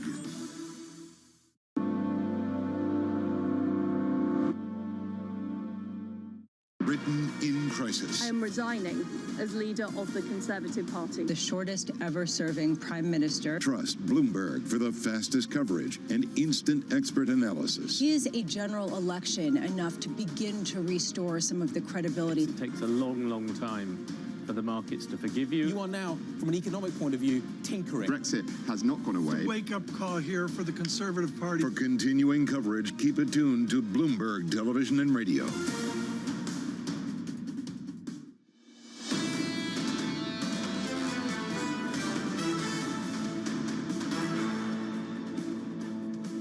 Economics, finance, politics. This is Bloomberg Surveillance Early Edition. I'm Francine Lacqua here in Westminster in London. Now, the Washington Post is reporting Elon Musk plans to cut nearly 75% of Twitter's workforce as part of his takeover. As talks progress, advisors are working to get the $44 billion deal closed by the end of the month. Shares in the social media app have taken a beating in pre-market trading this morning. So let's get a conversation going on Elon Musk. Joining us now is Bloomberg's Quick Take, Alex Webb. Alex, great to speak to you just now. So take us through the latest. 75% layoffs is a huge number. Yes, the headcount is about 7,500, so the expectation is this would take it down to about 2,000. This is obviously being reported by the Washington Post, citing some documents that they've seen. It is a big number. There are concerns about what that might mean for content moderation, for the security of the platform when it comes to hacking and things like that. But weirdly, in Silicon Valley, it isn't necessarily considered that shocking by a lot of people. There is a sort of orthodoxy in parts of the Bay Area that Twitter has got too much headcount, that it is not efficiently run as a company, and 75% is maybe a lot more than people had expected, but there was the expectation that it would come in and slash a lot of jobs. So, Alex, will this be a first step to a hiring spree of new staff? I mean, in a sense, it is kind of similar to that private equity approach of come in, slash, and rebuild, and perhaps then rebuild in a way that is more efficient and more effective. One thing you kind of have to say, if you look at Tesla, which at times is quite lean, it isn't actually run terribly efficiently. If you look at Tesla and you look at average revenue per employee, it actually lags quite a lot of its rivals, and so you do wonder whether Elon is the person who's able to build a more efficient, effective model, but presumably he then comes in and reallocates resources in a way he considers more effective. So, Alex, how's the acquisition process actually looking at the moment? Will it go through? I mean, the deadline's next week. So the bankers, our colleagues are reporting that bankers are accelerating this. They are confident they're going to get it closed by the end of the month. There is a bit of a fly in the ointment, namely regulators, that some of Elon Musk's tweets, which seem to not quite support Russia in the Ukraine, but propose Russia actually annexing parts of Ukraine, they have flagged the awareness of some US authorities, and who are, according to our colleagues reporting, looking at some of Elon Musk's ventures. And there's a deep irony in the middle of this, that it looked at one stage as though essentially the government, or the courts at the very least, were going to force him to buy Twitter. There's a distinct possibility, albeit perhaps an outside one, that they might now say, actually, no, you can't buy Twitter for national security reasons. So that perhaps is the reason the stock is down quite a lot today. We just have to see how realistic a prospect that is. Okay, Alex, thanks so much. As always, Alex Webb there from Bloomberg. Quick take. Now we'll have plenty more, of course, on Musk and Twitter throughout the day. Now let's get straight to the Bloomberg First Word News. Here's Leanne Garrett. Hi, Leanne. Hi, Francine. The European Union has agreed to press ahead with a set of emergency actions to address the bloc's energy crisis. That's after Germany yielded to pressure from other member states to pave the way for a temporary price cap on natural gas. European Council President Charles Michel says it sends a clear signal to the market that the bloc is ready to act together. Now, the White House has accused Tehran of sending technicians to Crimea to support Russian attacks on Ukraine with Iranian-made drones. Meanwhile, Ukrainian President Volodymyr Zelensky says Russia must compensate his country for the destruction following Moscow's invasion. The St. Louis Fed says it will think differently in future about its officials participating in private events. That's after criticism of its president, James Bullard, for speaking last week at a private event hosted by Citigroup. Bullard's appearance could be seen as a violation of Fed rules that aim to avoid providing advantage to any market participants. Sources say the U.S. is looking into new export controls that would limit China's access to powerful emerging computing technologies. We're told the potential plans focus on the still experimental field of quantum computing and artificial intelligence software. Global news 24 hours a day on air and on Bloomberg Quick Take, powered by more than 2,700 journalists and analysts in more than 120 countries. I'm Leanne Gerrans. This is Bloomberg. Francine. Leanne, thanks so much. Coming up, a special look at the race for new UK Prime Minister. We'll hear from Bloomberg's editor-in-chief, John Micklethwaite. Also, we'll hear from the former leader of the Liberal Democrats, Vince Cable. That's coming up shortly, and this is Bloomberg.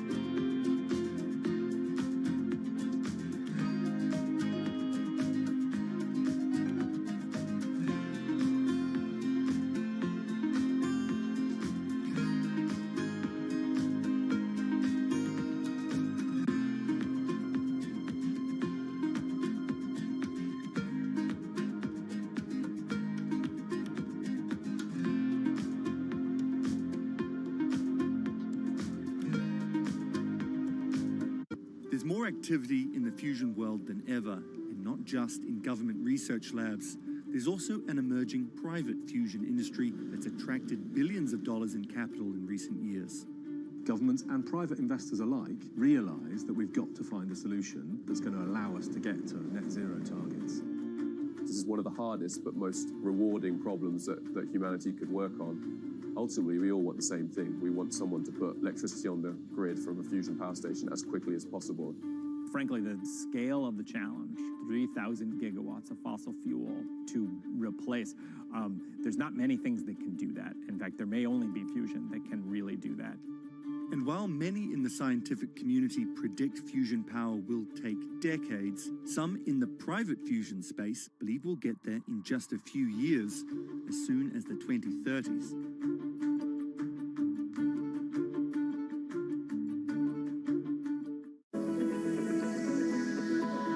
Japan's critical role in the global economy is changing as the world recalibrates. Our After decades of stagnation, Japan's leaders are forging a more innovative and sustainable path forward to revitalize the nation. Corporate giants, policymakers, and pioneers tell us how they're doing just that.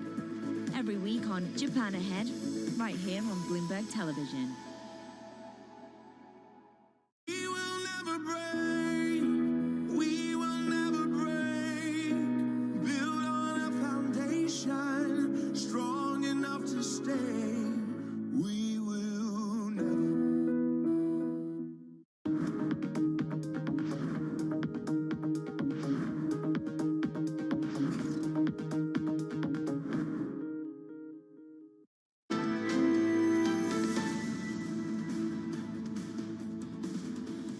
Good morning, everyone, and welcome to our special coverage on the UK race for a new UK Prime Minister. Well, I'm Francine Lacqua outside Westminster, where history has been made and another battle is underway for the keys to number 10 Downing Street. Now, Liz Truss says she was a fighter who wasn't going anywhere, but when the podium was rolled out in front of Downing Street on Thursday, it was all over. Given the situation, I cannot deliver the mandate on which I was elected by the Conservative Party.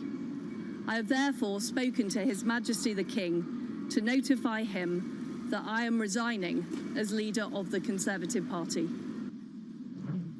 Well, joining us now is Conservative MP Carl McCartney. He's, of course, a member of the influential 1922 committee, which oversees the election of new leaders in the party. He's also a supporter of former Prime Minister Boris Johnson. So thank you so much for joining us. First of all, given the rules that the committee laid out very clearly on the process of electing a new Conservative leader, is this pragmatism before ideology? Do you think, Mr. McCartney, that we'll have a Prime Minister by Monday evening?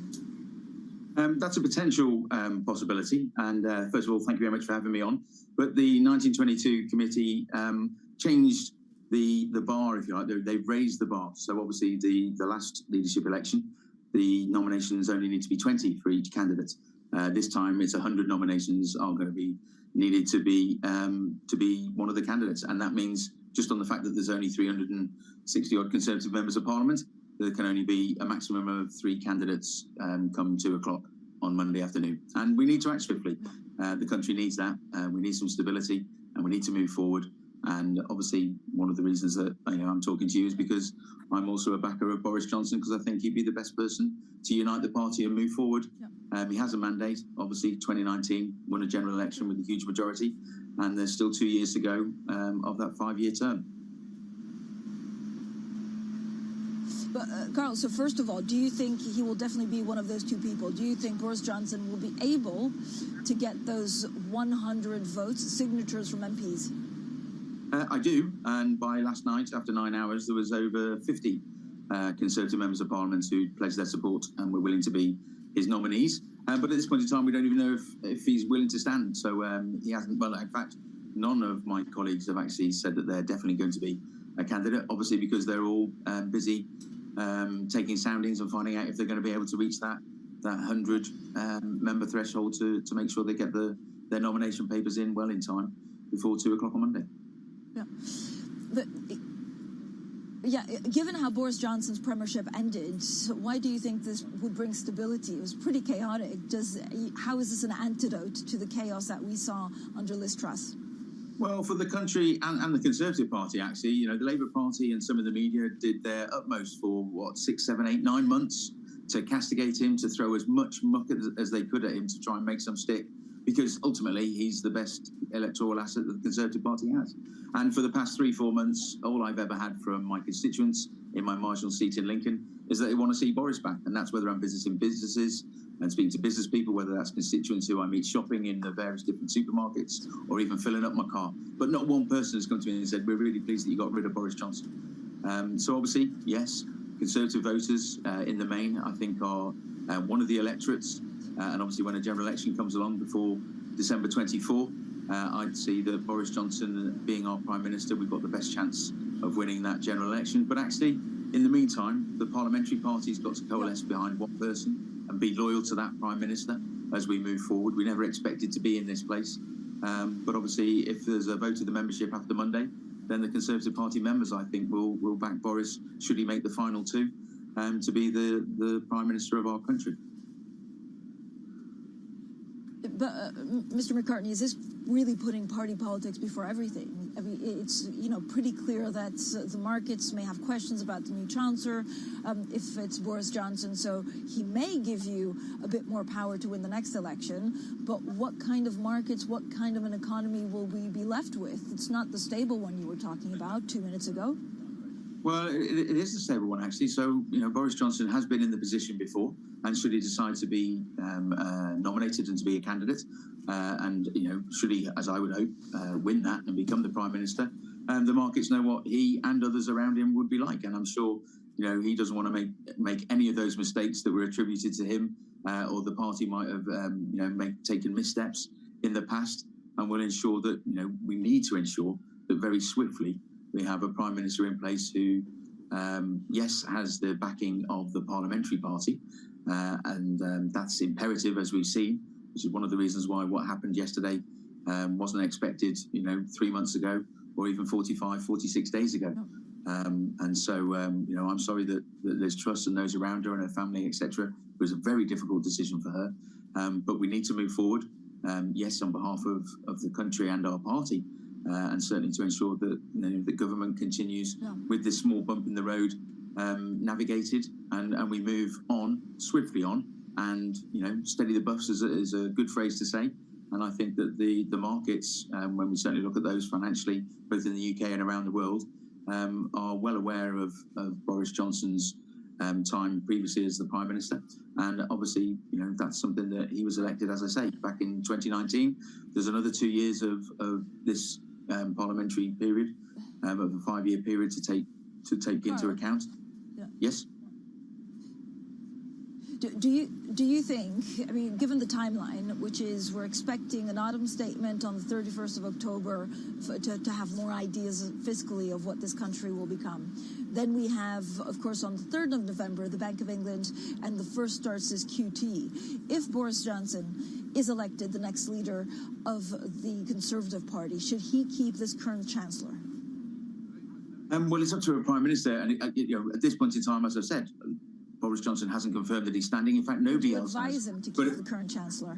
You can't tie the hands of any new Prime Minister. So whoever the new leader of our party is, who will de facto become the Prime Minister, that's up to them to decide whether they want to keep the current Chancellor and their team that they're going to have around them. They're going to want to obviously make some changes, I would imagine, from the team that was around the previous Prime Minister, although she's still in post, Elizabeth Truss. But that's the way that politics works in our country. The Prime Minister gets to choose their team, and so I'm not going to tie the hands of whoever is going to win out next week. But whoever the Prime Minister is, the Conservative Party needs to pledge their loyalty. The Parliamentary Party certainly need to remember that divided we fall, but united we stand.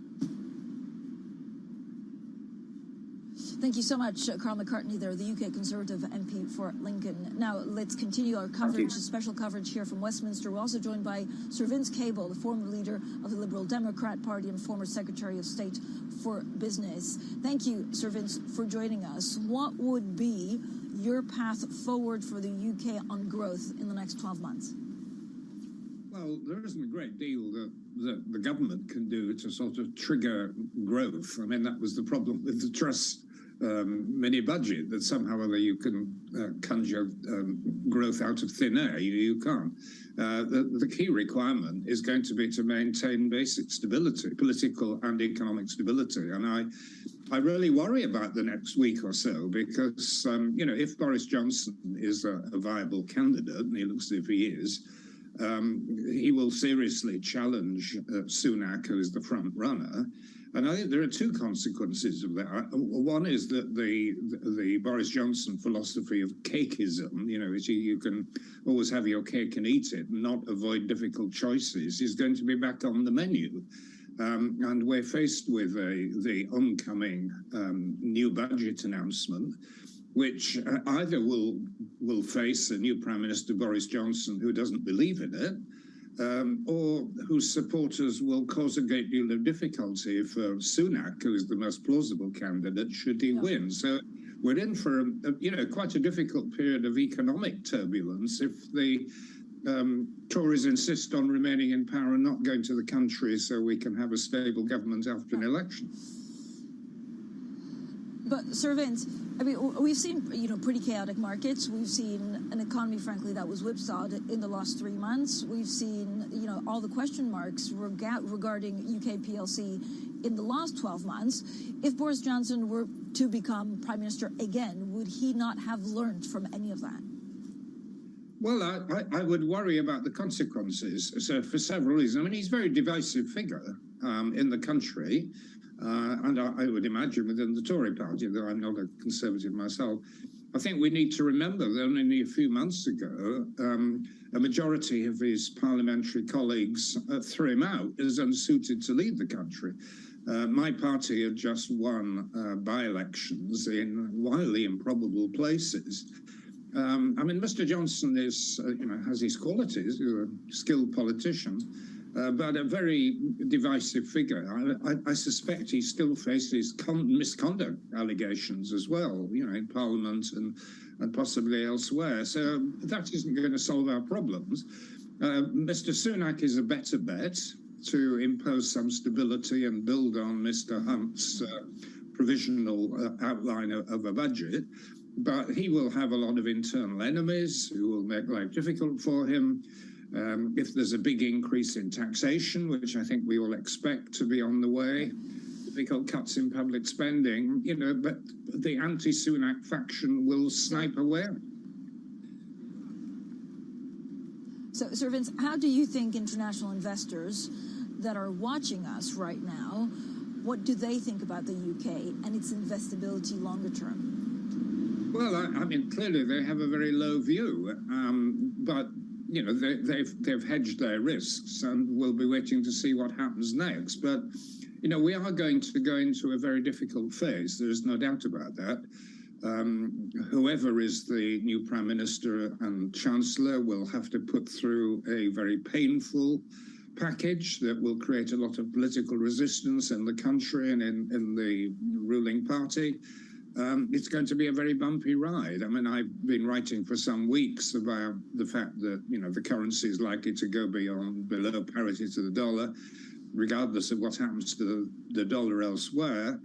I think it's going to be very tough. So I think from a national point of view, we need to have a national election and hopefully vote in a government with a stable political base. But, British politics is such that that's difficult to make happen. Yeah. Sir Vince, thanks so much for joining us. Sir Vince Cable, they're former leader of the Liberal Democratic Party and former Secretary of State for Business, joining us this morning. Now, we'll have plenty more, of course, from Westminster throughout the day. Later in the show, we'll also look at the runners and riders in the race to follow Liz Truss as UK Prime Minister. A lot of talk now about Boris Johnson and whether he could really make a comeback. This is Bloomberg.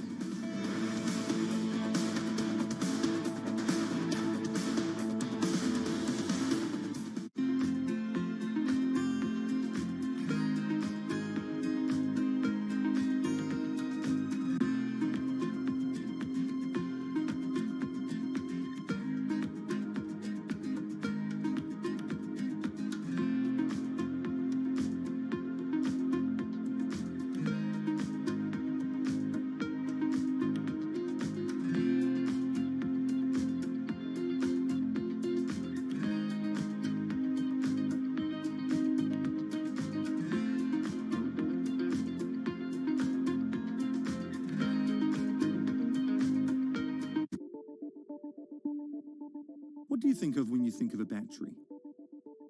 For most, it's what we use to power devices for both work and play, and maybe even your car. Over the past few decades, they've gotten way more powerful, long-lasting, and affordable. But all of this is just a prologue to what the next batteries are going to do. As we drive to an increasingly renewable power-driven grid, we also need to be able to store energy and release it later to cover those periods of weather intermittencies that are driving this new grid that we're in. It's a multi-trillion-dollar opportunity, and it's imperative that we figure out the solution here. How we store energy on a massive scale is in many ways the central challenge of the fight to stop climate change.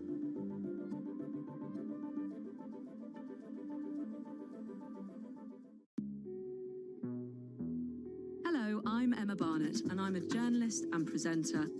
This is my new show, Emma Barnett Meets.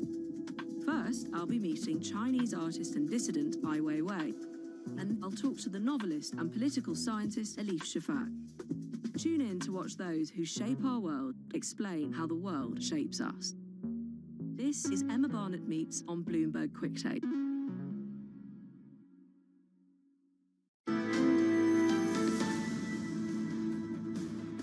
We've seen the power of the markets over the last few weeks.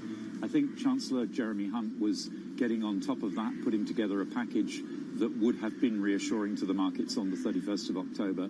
Clearly, what we mustn't do now is anything which signals to the markets more chaos, instability and uncertainty.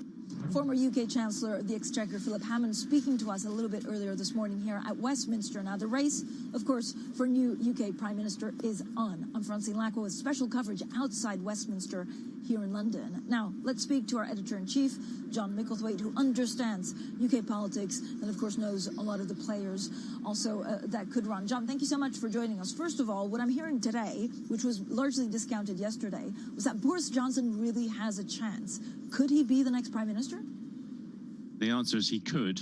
I think when you complimented me by saying that I understand British politics, I don't think anybody understands British politics at the moment. I think everyone has been thrown completely by the events of the past few years, the past month and so, and the level of credibility that has ebbed away. But there is no doubt that Boris, if he can get over those 100 MPs, does stand a chance. And certainly if he gets anywhere close to the members, I think you see quite a lot of support for him still there.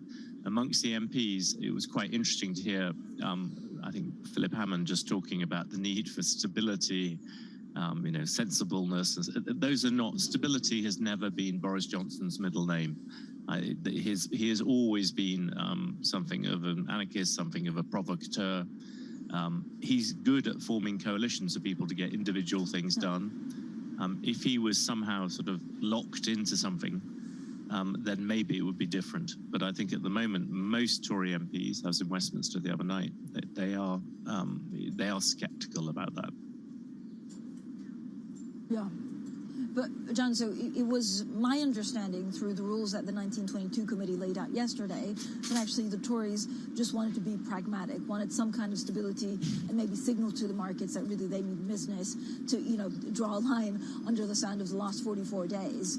If there is a chance that Boris Johnson becomes Prime Minister, is then the calculation that they just want to have a shot at the next election? Yes. I mean, the argument for Boris, he has one quite good argument, is at the moment the Labour Party is jumping up and down and saying, look, we need another election. Nobody has given anybody a mandate. Well, the truth is that Boris, whatever his pluses or minuses, did win a massive election victory just a couple of years ago. So he does have a clearer mandate in that way than anybody else. The problem is all the words you've used. I mean, you mentioned pragmatism, stability. These are not things that one immediately associates with Boris Johnson. And if you take on top of it, the problems he has with the Privileges Committee, that he could quite likely, possibly, be actually expelled. Not quite likely. There's a possibility that he could be expelled, have to fight a by-election because of breaking the rules about not telling the truth to Parliament. So he does come with a lot of baggage. On the whole, my guess is that the Tories will try and fix it. If they've got any ounce of their several centuries worth of cunning left, they will try and fix it so that there is somebody who emerges, probably either Sunak or Mordaunt, in a way that they can all unite around them. There is talk this morning of a Sunak-Johnson sort of talks going on quietly in the background. So, John, if you're a market participant right now, you probably want three questions answered, which is, do we go ahead with those fiscal plans on the 31st of October? Does the Bank of England continue with its plans for QT on November 1st? And then what happens with interest rates on November 3rd? If we have a Penny Mordaunt or a Rishi Sunak as Prime Minister, do you assume that those will be easier questions to answer because it'll be more of a technocratic kind of government? I think you could probably do that. The only thing which is another very, very small argument in favour of Boris is if ever there was a time when he would be caged by economics, this is it. And so that could be at least a little bit of what's going on in the background with Sunak and Boris. The interesting thing about the UK at the moment, it doesn't really matter. You just had Vince Cable on from the Liberals. You could have Keir Starmer on from Labour. You could have Jeremy Hunt. At the moment, there is very little room for manoeuvre. There's like a narrow tram line, and whichever party is in government is going to have to go down that one because so much credibility has been lost. So on the whole, if you're on the left, you might try and spend slightly more money to do more for social equality. If you're on the right, you might try and cut a few taxes here or there, but there is not a lot of room. And in a strange way, it's much more similar to those kind of elections, again, a country you and I occasionally talk about, Italy or Southern Europe during the Euro crisis, where there really wasn't very much room for manoeuvre. Britain has lost so much credibility so quickly that even the kind of tax cut, even the giveaways that Truss did to begin with, or that were promised before, that didn't entirely spook the market, are now seen as unacceptable. So there is a very, very narrow room for manoeuvre at the moment. So to that extent, yes, Boris, but probably more Mordaunt or Sunak would have to stick very solidly to that technocratic idea. So, John, the way elections work in the UK, it's of course the Tory party that has to call for them because otherwise they stay in power for the next 2 years. Philip Hammond rightly reminded me that turkeys don't usually vote for Christmas, but what's the path to possible, general elections earlier than in 2 years? The answer is turkeys don't normally vote for Christmas, and so that the odds are very heavily on the Tories not doing that. The vast, again, going around Westminster, most of them are in a state of shock that people with very safe seats are now in danger of losing it. If you have a 30% change, so from their point of view, merely if the Tories got back to losing by 5 points or 10 points, and you ended up with a Starmer government, most Tory MPs currently there would still keep their seats, others would not. But the problem in this particular thing, and this is where the ancestral problem of Brexit comes on, is that you have got some fairly, I can put it this way, deranged turkeys wandering around the farmyard. And they are sufficiently kind of stoked up, mainly on the kind of Brexit, the sort of hardline Brexit side. A few on the others. You can already see people saying they won't support Johnson. There might just be enough of those, depending on who wins, to join Labour in a vote of no confidence. Because, to be fair to the way the British Constitution works, and it's probably at this time worth ironically reminding ourselves that people used to come to this country to examine the Constitution and learn from it. This isn't really a kind of constitutional problem, what's going on at the moment. It's a massive political problem inside one party to do with competence and so on and so on.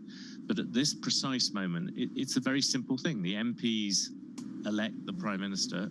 If those MPs don't want that particular government, and enough of them move on the Conservative side to say that whoever's been chosen is unacceptable, and they join Labour in a vote of no confidence, then that person is out.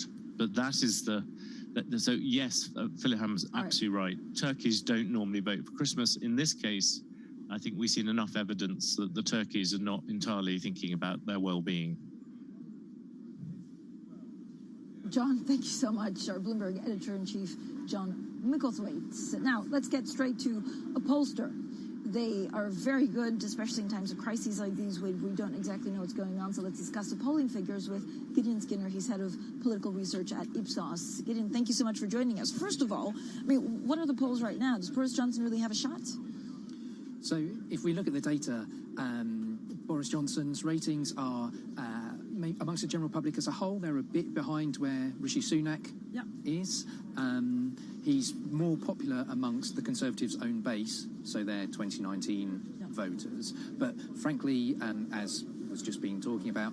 Neither of the contenders at the moment really look like they're a magic wand for the Conservatives, given the underlying troubles that they're facing. This may be a stupid question because I know the bookmakers actually have bets on, how MPs will vote. You don't have any surveys on that, do you? That'd be quite useful. We're waiting for them to declare. Who do you think? I mean, the calculation, right, is that Boris Johnson could win something for the Tories in the next 2 years. But what happens in the next 24 hours? Well, I think what's going to be happening is clearly all the candidates and the MPs are going to be trying to garner support. They're going to be trying to lay out their case.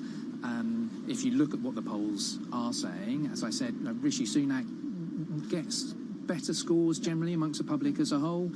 Boris Johnson will be pointing to his better scores amongst the base, but you have to remember when Boris Johnson left office over the summer, his own personal ratings weren't particularly good either. They've been falling. But yes, yeah. So we were seeing 7 in 10 were pessimistic about the economy. We saw Keir Starmer had taken the lead as most capable Prime Minister, which was the first time a Labour leader had done that for a long time. So there were still lots of criticisms of Boris Johnson, and he gets higher negative ratings as well as his positive ratings. I mean, it's quite amazing, actually, that we've just gone back to speak about Boris Johnson, non-stop since 6 a.m. this morning. Can you talk to me a little bit about, if there's a general election tomorrow, is Labour still 36 points ahead? Well, in our most recent poll, we had them 21 points ahead, but that was still the biggest lead that we'd seen for 20 years. So, you're getting a range of leads in the polls. But really, the underlying point is that Labour have got a very clear lead, which at the moment would suggest they would get an easy majority. But, of course, we're not in an election period right now. And then, who knows what we'll see over the winter months because of the energy crisis, because of the cost of living crisis. So are you expecting polls to, change quite dramatically depending on who the next Prime Minister is and how they handled only the economy? So politics has been very volatile over the last years, months. So it wouldn't be surprising to see more changes. But, I mean, yes, it's still the fundamental issues facing the Conservative Party in particular are that the biggest issues for the public are the cost of living and the economy. This is a level of concern we haven't seen about inflation for 40 years in Ipsos's polling. So it's a big new concern for the public.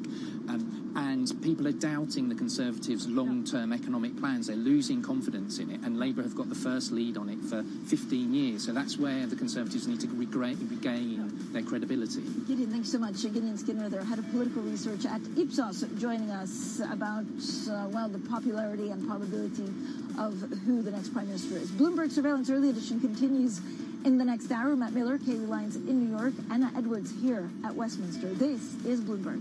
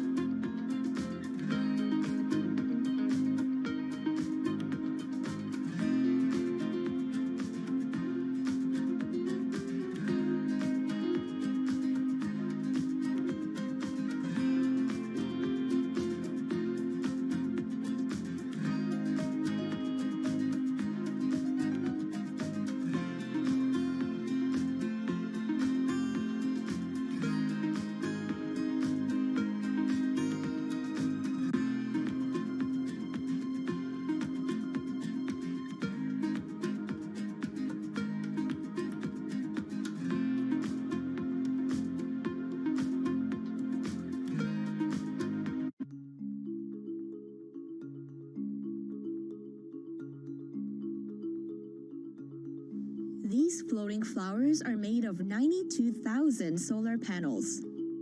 Laid on the surface of a reservoir, they can generate 41 megawatts, which is enough to power 20,000 homes. It's one of the biggest floating solar plants in the world. Floating solar arrays have been gaining traction in Asia, including countries like Singapore and Thailand. Floating projects typically benefit from an easier connection to the power grid. They can also restrict algae blooms while keeping the solar panels cool. this one in particular has helped the local economy. When the power plant was first proposed, residents were given the chance to invest. Some locals were also offered jobs during construction. In fact, it was the community that requested the panels to be shaped as flowers to look more appealing. South Korea still relies heavily on imported fossil fuels, but will need to change that to reach its goal of becoming carbon neutral by 2050. Solar plants like this one may help the country reach its net zero goals.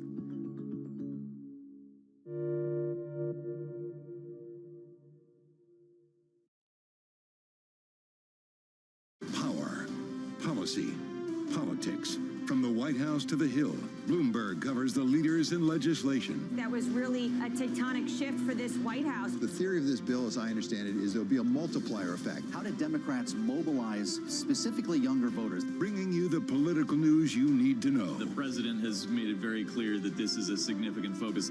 For the intersection of Wall Street and Washington, nobody covers politics like Bloomberg. BSO Now is your online home for weekly Boston Symphony Orchestra and Boston Pops performances. See new concerts that go behind the scenes, plus acclaimed archival concerts. Visit bso.org/now, where the music plays on. BSO season sponsor, Bank of America. When U.S. jobs numbers are released, Bloomberg brings you crucial data at terminal speed and instant expert analysis. Nobody covers Jobs Day like Bloomberg.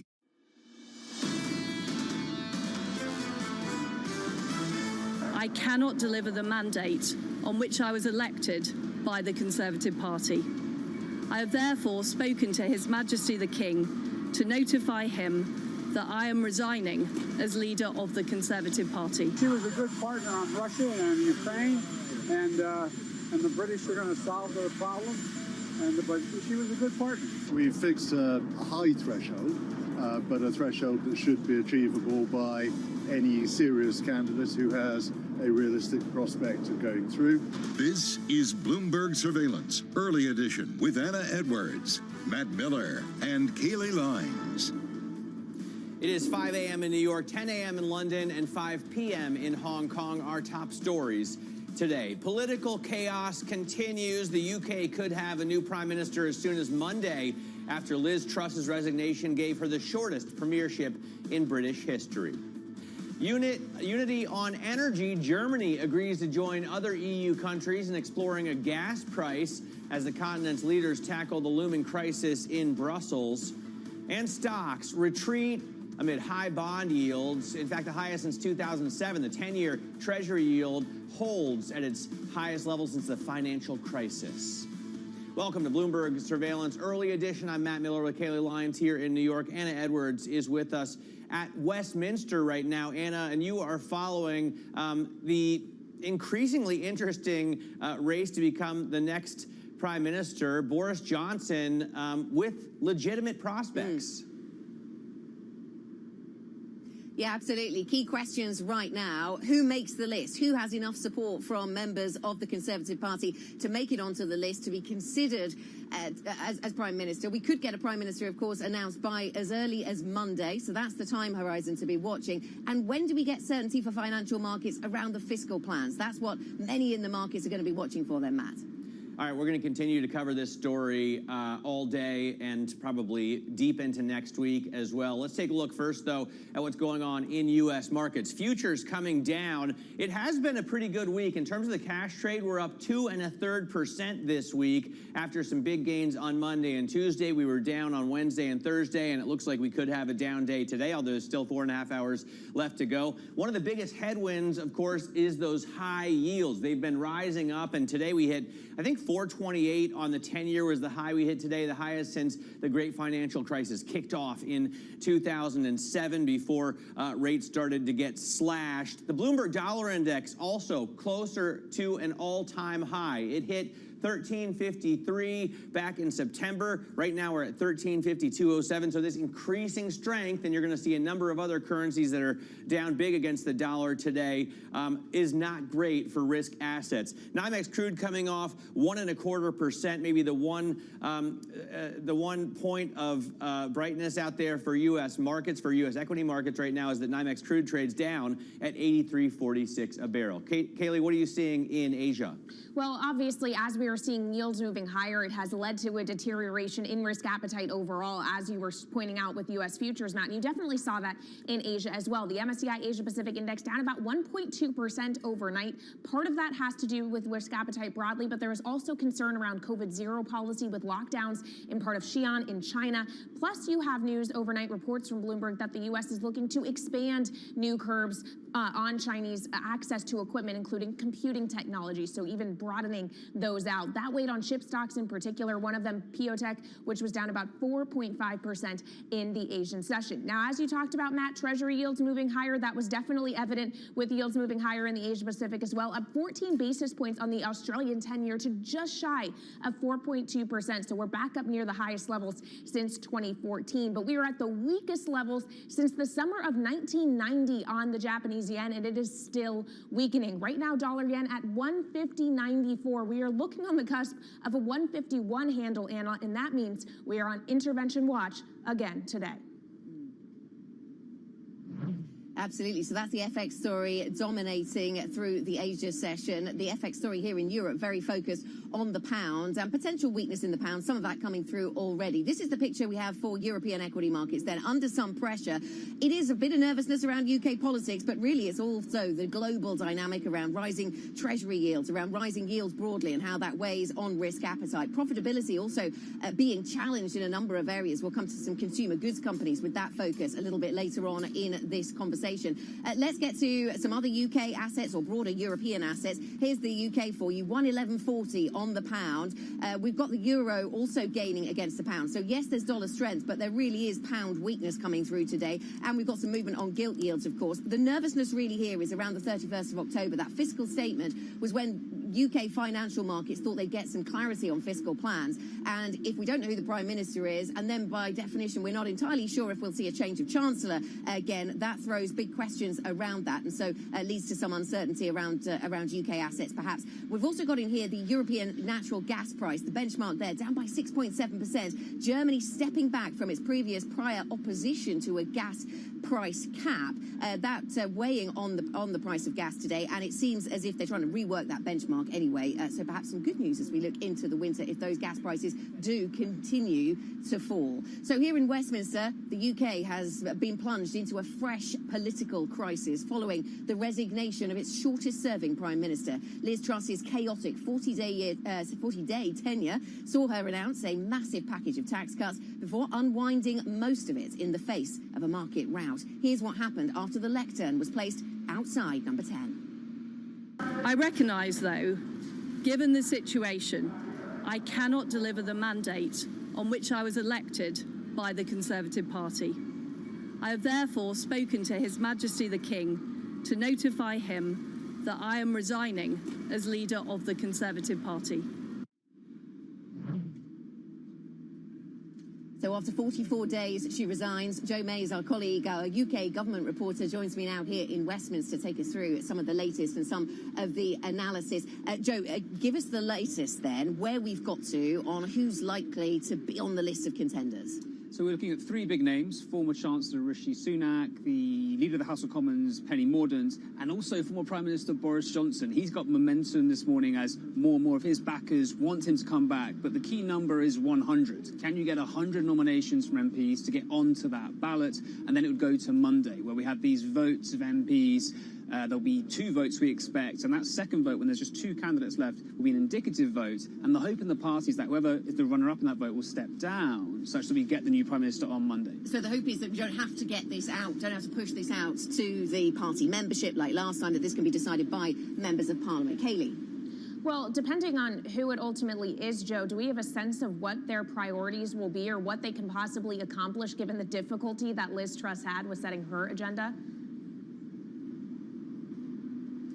Well, the big focus is on what economic approach they would take. And I think the expectation is that whoever becomes Prime Minister, whether that's Rishi Sunak, Penny Mordaunt, or indeed Boris Johnson, they would likely keep Jeremy Hunt in place as Chancellor at least until October 31st, when we expect that fiscal statement. But as Anna was just saying, there is some doubt around that date now because the new Prime Minister might want to change things up, might want to change their priorities. But the UK has been through such a trauma with financial markets recently. I don't think they'd want to tip the cart over again and do something that would destabilise things. So I think Hunt stays, at least in the short term. But then in terms of, it's all about stabilisation. It's all about trying to get those yields down again, improve the position of the pound. And that's why I think we'll see a cautious approach from whoever becomes Prime Minister in the next few days.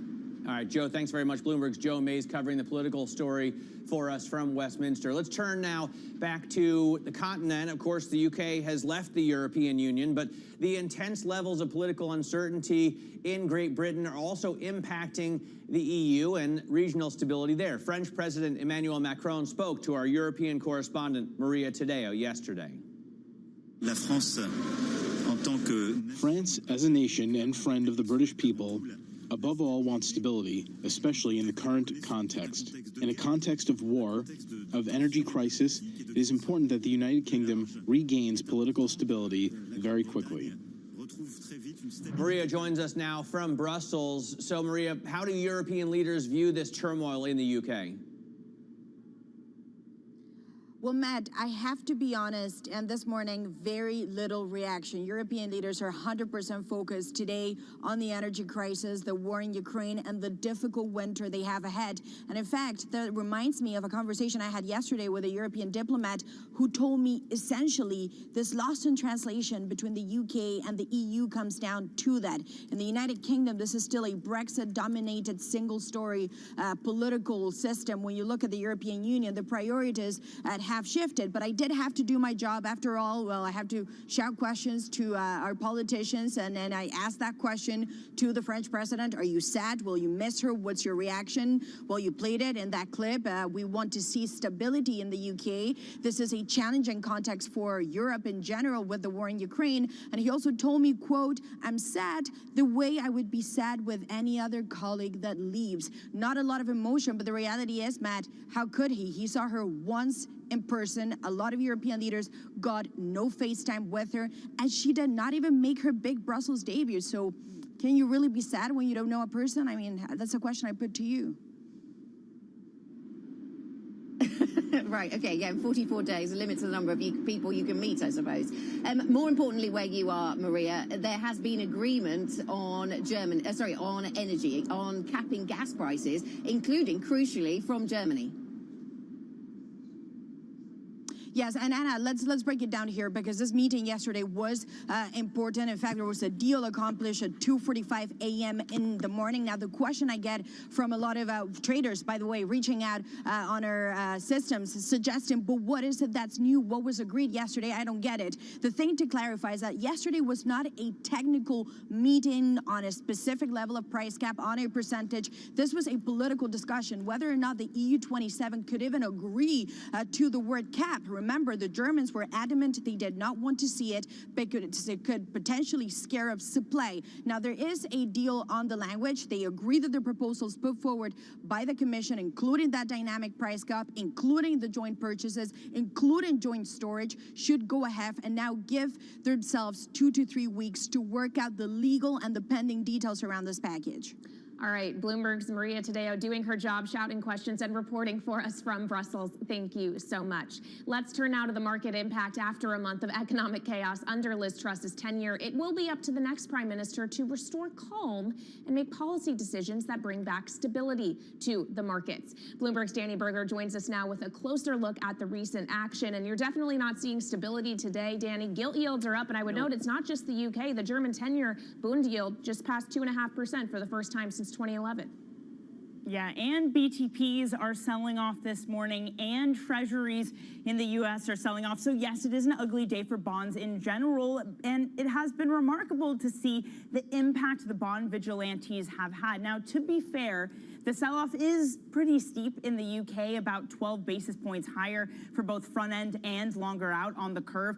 And it's not just bonds. We're also seeing currencies sell off, specifically sterling. That's down 0.7% versus the dollar. And it's not dollar strength. It's also selling off versus the euro as well. Now, we did see yesterday when Liz Truss announced her resignation, assets did move higher. So this isn't necessarily a story of negativity surrounding Liz Truss leaving. It might be more in line with the Times, for example, reporting that we might get a delay to the October 31st fiscal agenda. That throws into question what happens with the BOE.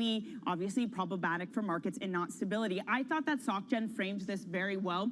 They wrote in a note late yesterday, the recent U-turn on the mini budget and resignation of Liz Truss should help the UK dodge a downgrade by S&P or Moody's, so that's the positive. But the negative, they write, is that it's unlikely to mean an upgrade, unlikely to revise back to stable. They could argue that the credibility of the government and stability have been weakened since the recent turmoil. And we see that continue to show up in the data. The most recent borrowing figures we got from the UK yet again showed that the UK had to borrow more than expected, which for those who are watching us on TV, I have that chart in front of me. But Matt, it just goes to show that regardless of who's PM, we have higher rates, we have more expensive costs, more expensive energy. The fundamental picture is one of bearishness for the UK. Yeah, very difficult no matter who comes into the office. Danny, thanks very much. Bloomberg's Danny Berger giving us the market look at what's going on in the UK. Let's turn now back to markets in terms of equities, I should say. Twitter is falling as much as 13% in pre-market trading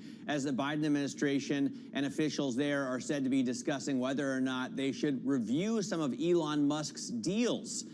For more, Alex Webb of Bloomberg Opinion joins us. Alex, so a lot going on. They also reportedly, well, Elon, I should say, looking to completely gut the company. Well, yeah, there's a report in the Washington Post that they could cut as much as 75% of headcount, given that it's about 7,500 employees. That would take it down to 2,000. Concerns that would particularly affect things like content moderation and some of the security that the platform has, make it more vulnerable to hacks.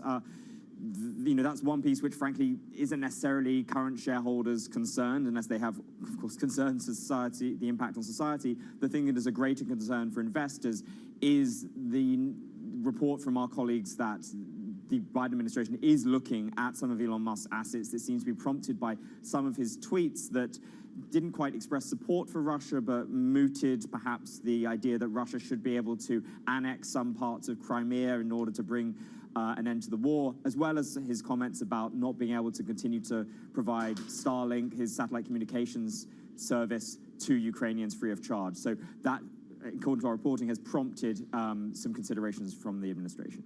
Always drama with this one. Bloomberg's Alex Webb, thank you so much. Now let's continue the conversation on social media and take a look at some of the other stocks on the move in pre-market trading here in the U.S. And really it all emanates from Snap, which reported after the bell yesterday. Wasn't very pretty. They reported their slowest revenue growth on record, blaming a continued slowdown in advertising spending as we see a softening in the economic environment. And as a result, Snap shares are down 26%, and they're taking other advertising-reliant companies down with them. Pinterest down 7.3%. Meta, which of course is the parent of Facebook, down nearly 4%. And then Alphabet, the parent of Google, down about 1.7%. Collectively, we could see tens of billions of dollars wiped off of the market cap of these companies today, Matt.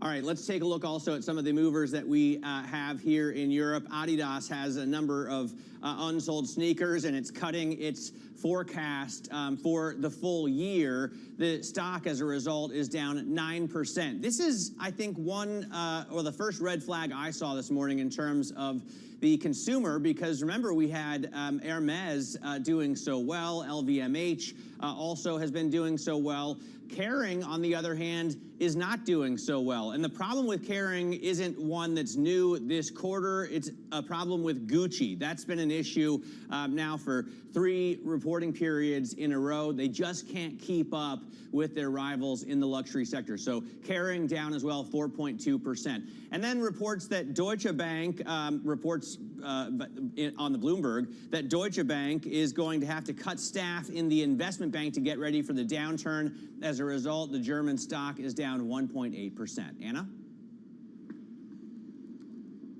Coming up on the program then, Matt, we will think about where the earnings story has got to. You set out there some of the concerns around it. Maria Weitmaner joins us, State Street Senior Multi-Asset Strategist. We'll also ask about UK assets as we continue to track UK politics. And on that front, we'll talk to Margaret Beckett, veteran Labour MP and former UK Foreign Secretary. We'll get her perspective on what's happening in UK politics right now and where it twists and turns to next. Plus, we'll talk to Isabel Skimama, who is a CEO of AXA IM Alternatives. Real estate could be part of that conversation. Stay tuned. This is Bloomberg.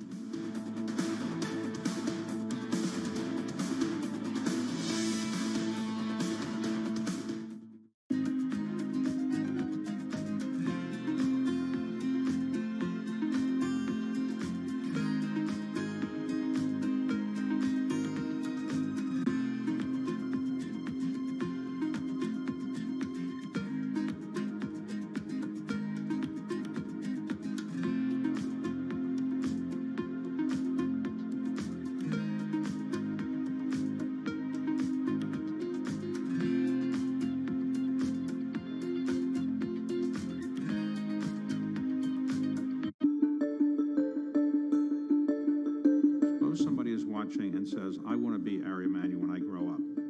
What should somebody do to get into the talent agency business or the business you're in? Well, it's hopefully what I've taught my kids.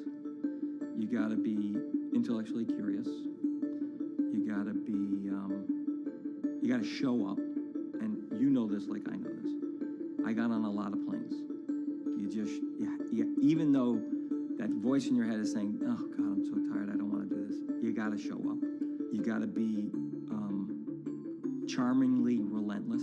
You have to build emotional endurance because there's no straight line to success. It's kind of all over the place, and you have to just be able to work through those things.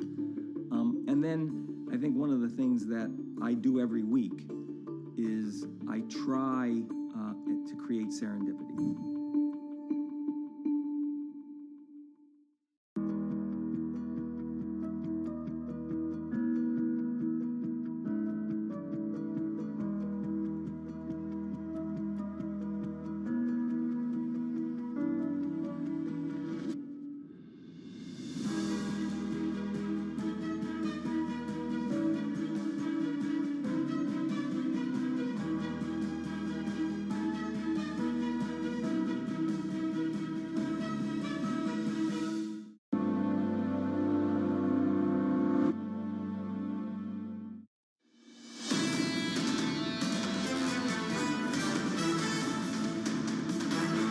Welcome back to Bloomberg Surveillance Early Edition. I'm Matt Miller with Kaylee Lyons here in New York. Anna Edwards with us out of London on Abby Green this morning, of course. Let's get to Maria Weitmaner, our next guest, and I want to bring her in with some points that were made in terms of what the problems are facing equities right now. Maria comes to us from State Street, and Maria, Goldman Sachs strategist Kristen Mueller-Glissman said there are three major risks heading into this earnings season. Sales headwinds from a stronger dollar. We see real dollar strength today. The impact of on margins of a weaker consumer, concerns there Kering and Adidas highlight, and of course input cost pressures from inflation, plus taxes due to President Biden's Inflation Reduction Act. Are you as well concerned about these issues for earnings this season? I mean, for me, the key issue absolutely is margins impact. And what is interesting is maybe not that much current margin impact, but future margin impact. Because what we're seeing is that current earnings have actually been a lot better than lots of people feared. We still hear from companies about underlying strengths and consumer spending. There's still some saving. Labor market is still strong. So current earnings is a lot better than lots of people feared. The big concern is what happens next. And we know what's happened next. Economy is going to slow, and it would be so much more difficult to defend margins. So margins is #1 priority for me. So you say, Maria, that things are basically going to sour going forward, and yet if you take a look at earnings expectations looking forward, we have started to see them come down. You can see that on the Bloomberg terminal. GTV Go is where you'll find our whole chart library, but they have not rolled over to the extent we have seen equities rolling over. There is a very big mismatch between those two lines. When do you start seeing those material downgrades, and do they just catch up to the equity market, or do equities further deteriorate along with those? I mean, for us, the big decline in margin in equities this year have been multiple compression. So as I said, underlying earnings have been okay, and even now, I mean, I think it's probably fourth earnings reporting season in a row that analysts or market is really surprised of kind of underlying earnings strength. So earnings stories are still okay-ish. I mean, not fantastic. Of course, we're seeing kind of slowdowns here and there, but okay. What we see in equities is multiple compression, and that's your macroeconomic headwinds. That's your Fed absolute focus on fighting inflation and doing whatever they need to slow aggregate demand. So that's what equities responded so far. But underlying earnings, I mean, they've been robust so far, but there is no question that monetary policy works with longer lags than before, but works still. So we will see earnings contraction. So that's all that's coming, and that's all that makes me even more worried about equity outlook going forward. Okay, so that concerns you about equities into the future. Maria, are you also thinking about the tax take that we're likely to see Western governments exert on their companies as a result of trying to fix fiscal black holes? Of course, this comes to mind because I'm here in the UK, and there's a lot of thought about whether energy companies will be more widely taxed or banks perhaps more widely taxed, but this could be something we see elsewhere as well. Oh, absolutely. I mean, I think it's unfortunately, it's very often happens when the kind of overall pie gets smaller, overall economy is struggling. Governments do need to find ways of financing. And so they either increase taxes, and that's bad for the kind of overall economy and corporate growth, or they cut taxes, but then both vigilantes come in and smack government. So it's a very difficult balance for the governments to find. And I mean, you kind of between rock and a hard place. Whatever you do, there is no great outcome. So it is a very challenging environment. And no, I would not be surprised that we'll see kind of attempts to increase taxes here and there. I mean, energy seems to be prime candidate, unfortunately. Maria, you're a senior multi-asset strategist at State Street. Looking across asset classes in this kind of everything slump, what's your favorite? I mean, do you like bonds here? Have we peaked in rates? Do you like private investments, private credit, or private markets? Is there some place that investors can hide? Yeah, that's actually a very good question, Matt. I mean, we recently wrote our asset allocation, tactical asset allocation document, and it actually the model came out neutral, but not because we like anything. It was bad for stocks, bad for bonds, hide in cash. And hide in cash is very much a dollar trade. So we continue, I mean, dollar is obviously super strong, super crowded, super overweighted, but it's a reserve currency, it's a safe currency, and markets and investors are going there, and that's appreciating, and we expect to continue dollar strength. All right, Maria Weitmana of State Street, thank you so much, as always, for joining us with your market insights. Now let's keep you up to date with other news from around the world with the first word. Sources say the U.S. is looking into new export controls that would limit China's access to powerful emerging computing technologies. We're told the potential plans focus on the still experimental field of quantum computing and artificial intelligence software. The White House has accused Tehran of sending technicians to Crimea to support Russian attacks on Ukraine with Iranian-made drones. Meanwhile, Ukrainian President Volodymyr Zelensky says Russia must compensate his country for the destruction that has been wrought by Moscow's invasion. And the St. Louis Fed says it will think differently in the future about its officials participating in private events. That's after criticism of its president, Jim Bullard, for speaking last week at a private event hosted by Citigroup. Bullard's appearance could be seen as a violation of Fed rules that aim to avoid providing advantage to any market participants. Coming up, we'll continue the conversation not just on the Fed, but monetary and fiscal policy broadly, as there continues to be political upheaval in the UK. We'll have more from Westminster, where Anna Edwards, of course, is, with Matt Miller and myself, Kaylee Lines, in New York. This is Bloomberg.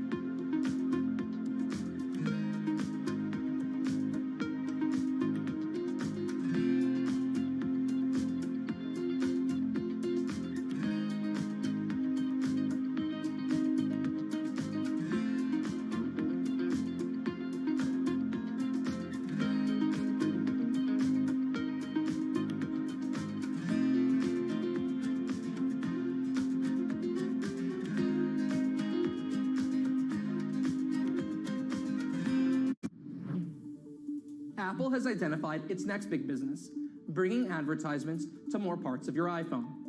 Today, Apple pushes ads in 3 places: the App Store, Apple News, and the Stocks app.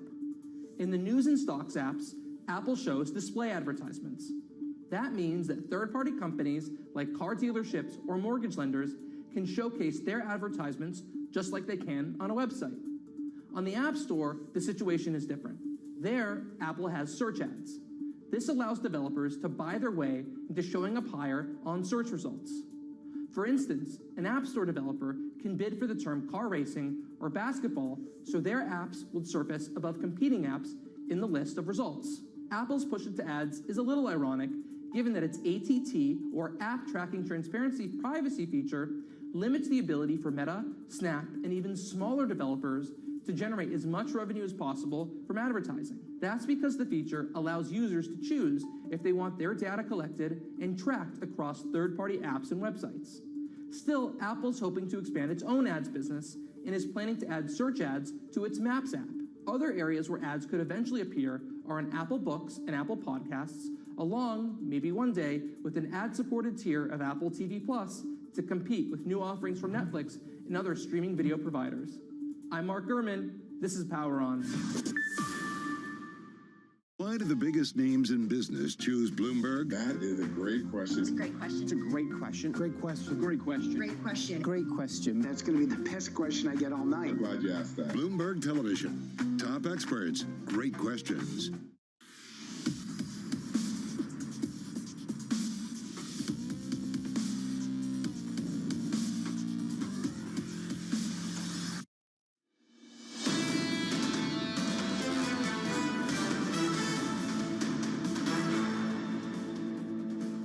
This is Bloomberg Surveillance Early Edition. Here's what you need to know. Political chaos once again. The UK could have a new Prime Minister as soon as Monday after Liz Truss's resignation gave her the shortest premiership in British history. Unity on energy. Germany agrees to join other EU countries in exploring a gas price cap as the continent's leaders tackle the looming crisis in Brussels. And stocks retreat amid higher bond yields. The 10-year Treasury yield holds at the highest level since the financial crisis. Welcome back to the programme. I'm Anna Edwards in Westminster, covering the UK politics once again with Matt Miller and Kayleigh Lyons, of course, in New York. And Matt, the economic story, very focused on, of course, rising yields environment, and that is, to a large extent, a global narrative. We've seen that very much a preoccupation of markets overnight with what's been happening with US Treasuries, but also with European expression around gilts and bunds. Yeah, we're definitely seeing yields rise around the globe. That's no good for stocks anywhere, and as a result, we see futures down here in the U.S.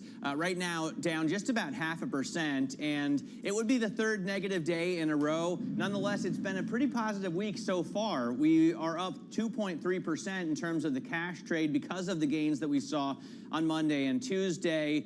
We went all the way up to 37.20. Right now, we're trading back down under 3,700, and it looks like we could lose some more ground.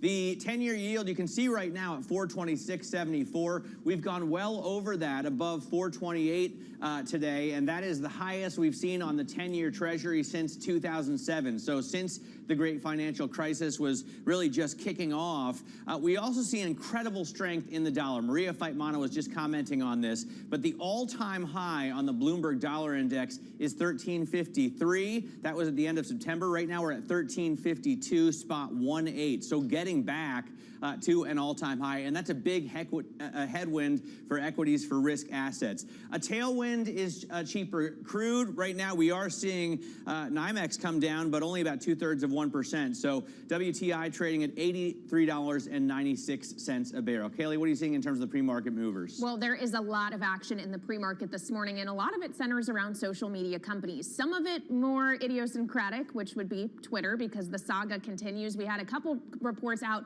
overnight. One from the Washington Post that Elon Musk would plan to cut as much as 75% of Twitter's workforce if he does indeed succeed in taking over the company. And I say if because there also is a Bloomberg report out overnight that the U.S. and Biden administration officials are looking at whether or not they need to subject any of Elon Musk's ventures to national security reviews. So could that mean that he actually can't buy Twitter at all? That may be one of the reasons why the stock is down about 9.3%. But there's other broader macro factors to consider in the social media and advertising reliant space, evidenced by Snap overnight, which reported its slowest revenue growth on record, blaming an advertising slowdown in a softening macroeconomic environment. So as a result, Snap is down more than 25% before the bell, and it's taking peers like Pinterest and Meta down with it. Pinterest down about 7.3%, Meta down 3.8%, tens of billions of dollars likely wiped off the market cap of these companies today, Anna. Yeah, really big moves there. Fascinating story around Twitter, around possible scrutiny, but also around the size of the business itself. Let's have a quick look at what's happening on European assets then. The European equity story is negative. The stock 600 down by 1.6%. We've got the pound at 111.25, down by just shy of 1%, to focus on gilts as well. But of course, there is the global sell-off in bonds that we're seeing and a higher yield story across various geographies. But there is this UK angle to it, of course, around the tensions and the uncertainties in politics. We don't know who the Prime Minister will be come Monday. We might have a Prime Minister, though, by Monday. If not, then Friday. And then we don't know what happens with the 31st of October fiscal statement. That's going to be, for the markets, a key focus. Who is Chancellor? Who is at number 11? Downing Street. So that's the picture on the UK assets. We've also got the natural gas price in here, just to once again reflect on how far we've fallen on natural gas prices. We were talking in the summer, Kaylee, of 350 euros per megawatt hour. Now we're down at 114, and that is, of course, a long way from average prices before Russia's invasion of Ukraine, but still much weaker today, down by 9.8%, as European leaders agree on some of the path ahead. Yeah, so not quite good, but definitely not as bad as it was. Things definitely are still not totally good in the UK. Political turmoil after, as Anna said, Liz Truss quit as UK Prime Minister after a very brief and chaotic tenure that saw her announce a massive package of tax cuts before unwinding most of it in the face of a market rout. Truss, who is 47, said she was resigning after just 44 days in office and is set to become the shortest-serving Prime Minister in British history. I have a bold plan to grow the economy through tax cuts and reform. It was becoming a distraction, so that's why we immediately changed that policy, and that's the kind of government we are. We will keep an iron grip on the nation's finances. Mr. Speaker, I think the last thing we need is a general election. We need to act now to reassure the markets of our fiscal discipline. I have therefore decided to keep the increase in corporation tax that was planned by the previous government. I am a fighter and not a quitter. I recognise, though, given the situation, I cannot deliver the mandate on which I was elected by the Conservative Party. I have therefore spoken to His Majesty the King to notify him that I am resigning as leader of the Conservative Party. So the UK could have a new Prime Minister as soon as Monday after Truss's resignation. Rishi Sunak and Penny Mordaunt are among the frontrunners in the race, and some MPs are calling for the return of Boris Johnson. Former UK Conservative Party leader Michael Howard spoke to us this morning and gave us his thoughts on Boris. Boris Johnson has had his chance, and he blew it. He wasn't able to keep the confidence of Conservative members of Parliament.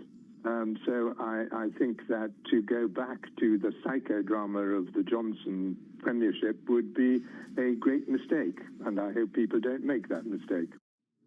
Okay, so Anna, I'm just trying to wrap my head around all of this. We could potentially be talking about the return of Bojo. What does this process actually look like? How could we ultimately get to a new PM by Monday? Yeah, we could get there by Monday if MPs manage to decide between themselves, Kaylee. So there is a new process, a quicker process put in place to give us a new Prime Minister by latest Friday of next week. But it could come by Monday if MPs decide between themselves, and that happens by putting a maximum of 3 on the list. Then MPs will vote on Monday, get that down to 2, and then maybe the person who comes second, there'll be an indicative vote on the final 2 by MPs, and the person who comes second, there'll be a lot of pressure on that person to possibly stand down. So that's how we could get to to an answer by Monday night. If that doesn't happen, it goes out to the members of the Conservative Party, the people who favoured Liz Truss last time around, and we'll see what they pick. But that's the idea, that we could get a vote by Monday, if not Friday. Yeah, well, maybe you don't want to give them a vote again, considering what they did last time. It seems to me that if you're looking to do what's best for the country, Rishi Sunak makes sense, as he was right all along, and it took really his policies in a different way from a different man to set things straight in markets. On the other hand, if you're worried about the next election, the Conservatives are behind by, what, 30 points right now? So they have very little to lose in bringing back a popular, if controversial, figure like Boris Johnson, because, you know, high risk, high reward. Yeah, so just to go to those polls, the latest polls I saw just went out this morning. Polls, the Conservatives polling just 14% of the electorate, with the Labour Party on 53. That is the gap between the two of them in the latest one. Unprecedented territory, I'm told by political commentators on that front. In terms of who's in the running, both of the names you mentioned have their supporters, and both of them have their detractors. Boris Johnson, his supporters say he has a mandate. He won by that massive majority in 2019. His detractors, of course, point to the fact he's still under investigation by the Committee on Privileges in the House of Commons. That could come back to haunt him. And we know, in the words of Michael Howard, the former Tory leader, the psychodrama that went along with his leadership previously. Rishi Sunak, the former Chancellor, his backers say, well, look at what a great crisis he has had. He absolutely saw this coming, and shouldn't we put someone in place who saw this coming? So a safe pair of hands might lead you in the direction of Rishi Sunak. But then those on the Boris Johnson camp really have an axe to grind with Rishi Sunak, because they blame him for bringing down Boris Johnson in the first place, and that's where we stand. But those two names very much to the fore. Also, Penny Mordaunt, who did pretty well in the previous campaign, also somebody to watch. All right, so a lot of players in the game, Anna, and we'll see who wins, although they're going to have their own game to play after that. We're going to continue this conversation coming up, talk about how the political turmoil, the interest rate environment impacts real estate investment in the UK. Isabel Scamama, CEO of AXA IM Alternatives, will be joining us next. This is Bloomberg.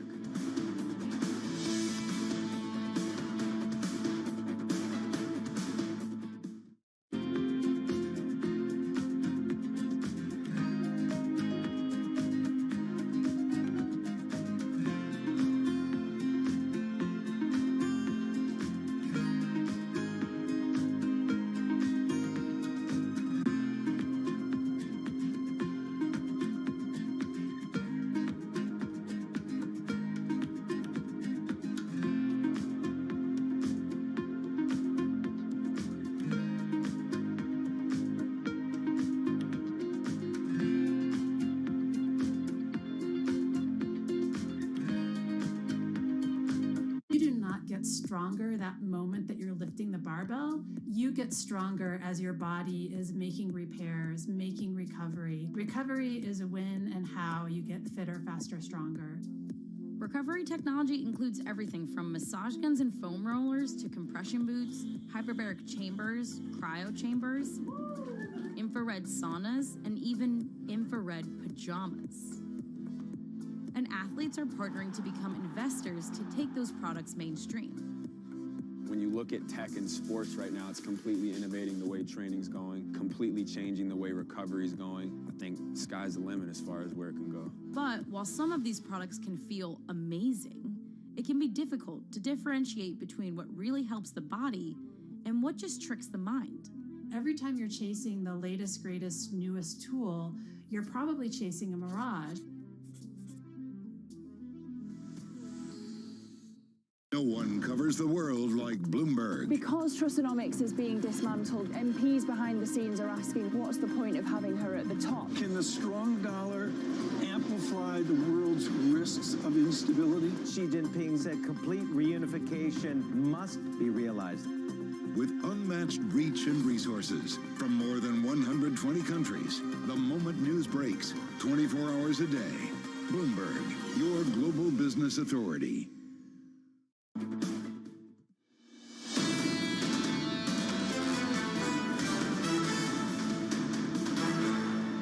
This is Bloomberg Surveillance Early Edition. I'm Kaylee Lyons with Matt Miller in New York and Anna Edwards in Westminster reporting on the political turmoil that has seized the UK. So let's now get a view on what that means for alternative investments and specifically real estate. Joining us now is Isabel Scamama, Global Head of AXA Investment Managers Alts. She oversees 84 billion euros of an alternative business unit, which is the #1 real estate investment manager in Europe. Isabel, thank you so much for joining us. If we could just narrow our focus to the UK to start, obviously political turmoil with the resignation of Liz Truss, but that comes against a backdrop of higher interest rates that are likely going to move even higher due to inflation. How does all of that impact your world and the investments you're willing to make in the UK? Good morning. So, when we talk about real estate or alternative, it's long-term view. We are investing over periods of more than 10 years generally. So what's happening in the politics or the volatility of the market, we have to look through the cycle and to look more long-term if we really want to deliver and to perform. Now, interest rate has, of course, some consequences. And the first one is that it forced all the market to reprice. We have seen that on the liquid markets, and we can expect that more will come in the course of 2023, notably in alternative assets, so real estate, infrastructure. That's something we can have in mind. And of course, the more leveraged investors are, the more the impact, the tougher the impact will be. Yes, and we can get to thinking about the impact of higher interest rates on real estate and infrastructure, Isabel. Just to linger on the UK for a moment, I've seen some reporting suggesting that some of the pension funds that got themselves in trouble around higher gilt yields were looking to offload other assets, including, in some cases, real estate. Are you seeing evidence of UK asset turmoil spreading into the real estate sector? What we see is a denominator effect that is even tougher in the UK because of this sharp repricing in the UK. So yes, the long-term investors and notably the UK pension funds are impacted.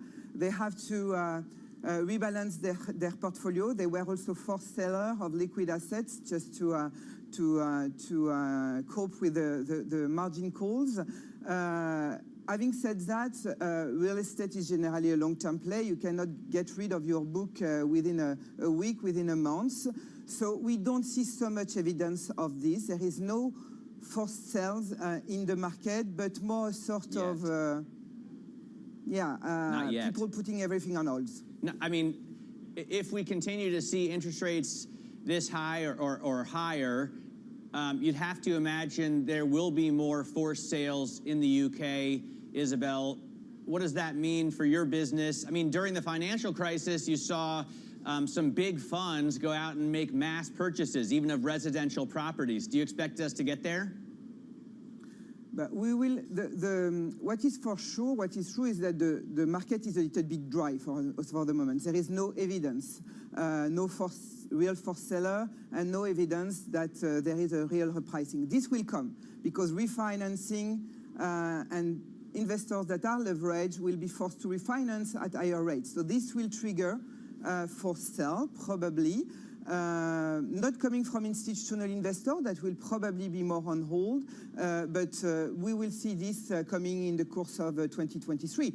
Having said that, this will also create opportunities. We were expecting the market to reprice because, in bull market, everything tends to price the same.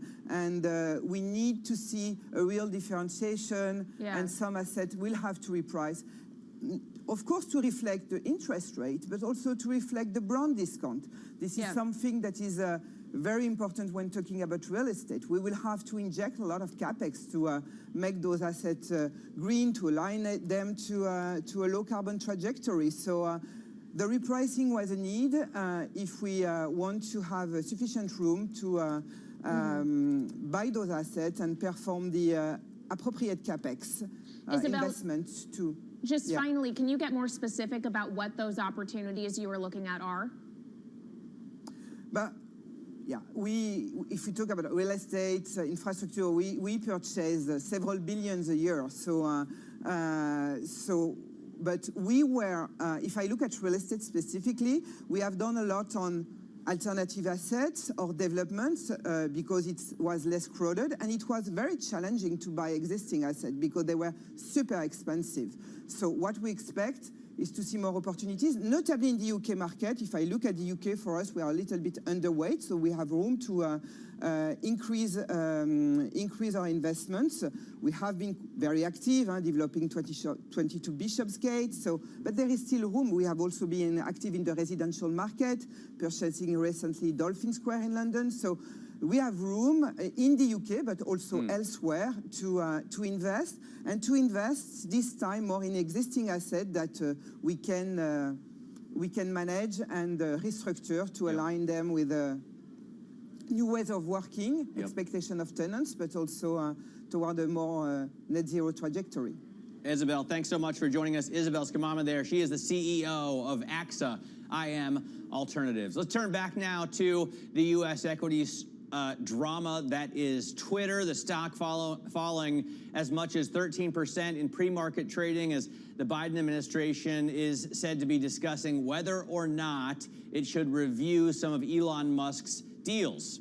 This is the obvious one that comes to mind on national security concerns. For more, Alex Webb of Bloomberg Opinion joins us now. And I guess this was all kicked off, Alex, by Elon Musk's tweets. They seemed, to me, pragmatic, but to a lot of people very pro-Russia, and then threats to lift his funding of the Starlink satellite network that has so helped Ukraine in this war.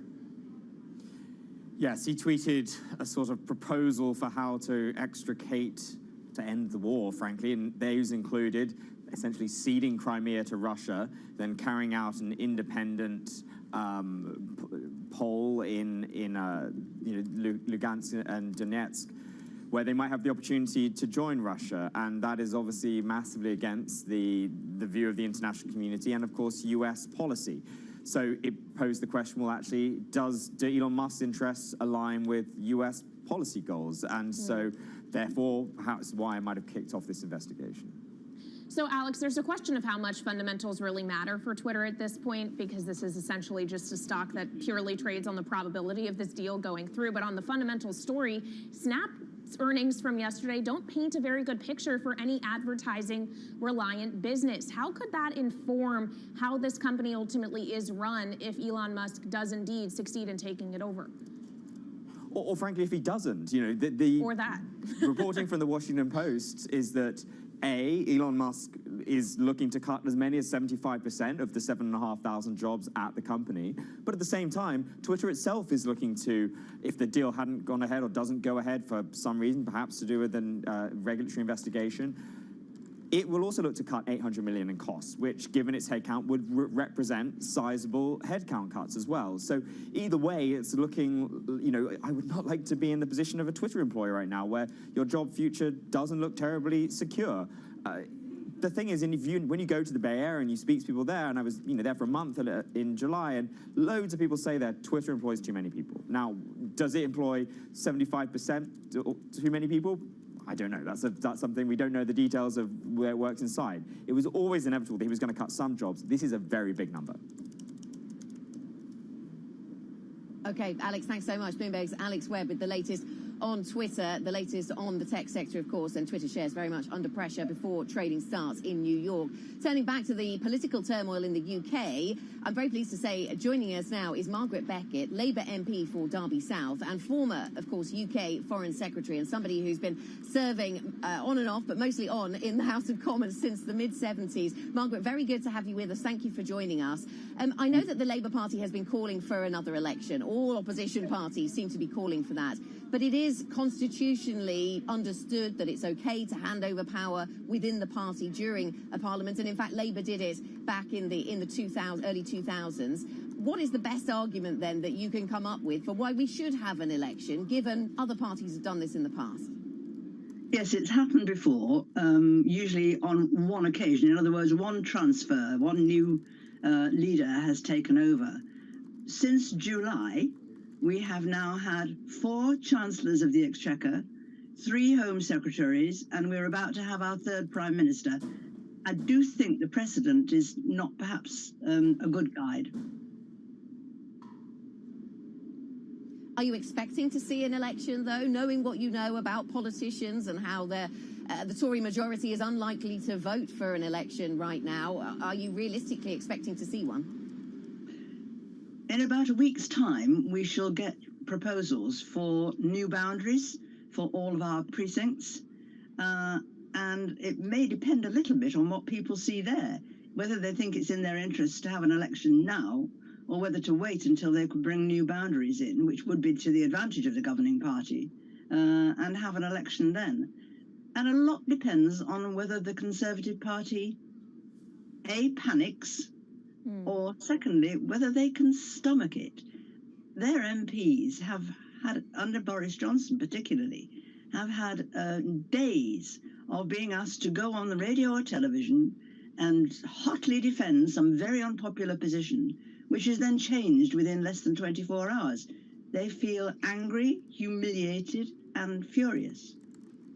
I wonder about how Brexit could change as a result of this. I mean, the Conservative Party was forced to do a real U-turn in terms of, you know, old favorites, Reaganomics, Thatcherite policies, and now it seems like the concerns about Brexit are starting to flare up as well, the problems that that's caused for the economy. Do you think we could see it turned around? Well, Brexit has always been part of it, because one of the reasons why people favour one candidate more than another comes back to how they voted and what they did about Brexit. So that's an underlying current all the way through. As to, it's not easy. You may have noticed that my own party doesn't say that we can reverse Brexit, because if you try to reverse Brexit, there are a whole lot of exceptions that successive governments have negotiated over the years. As a new applicant, you would lose all of those. So you'd have to join the euro straight away, for example, unless they did a very, very special deal for the UK, which they may not be enthusiastic about doing at the moment.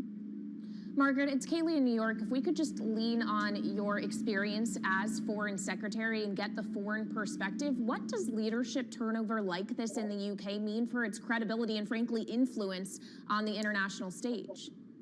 We're a laughingstock everywhere in the world, which is a very depressing prospect for those of us who are used to the British being treated with a degree of respect and regarded as having experience and regarded as being a stable country. At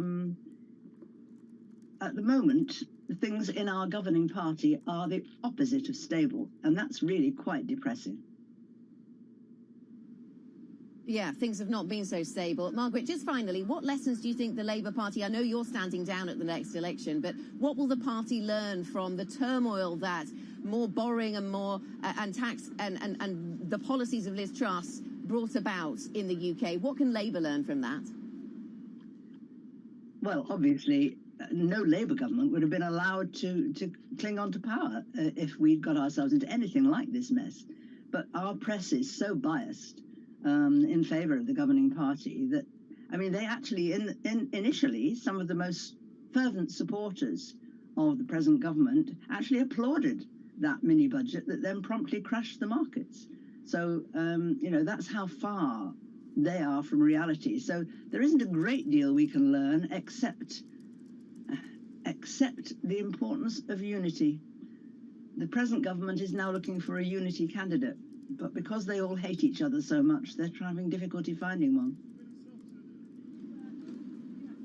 Nice place to leave the conversation, Margaret. Thank you very much. Margaret Beckett, a Labour MP for Derby South and former UK Foreign Secretary, of course, for the Labour Party, giving us her thoughts on what's happening in the Conservative Party and in broader UK politics. The search for unity within the Tories carries on then over the weekend. That we'll see if they manage to come up with an answer by Monday. Coverage from Westminster continues shortly. This is Bloomberg.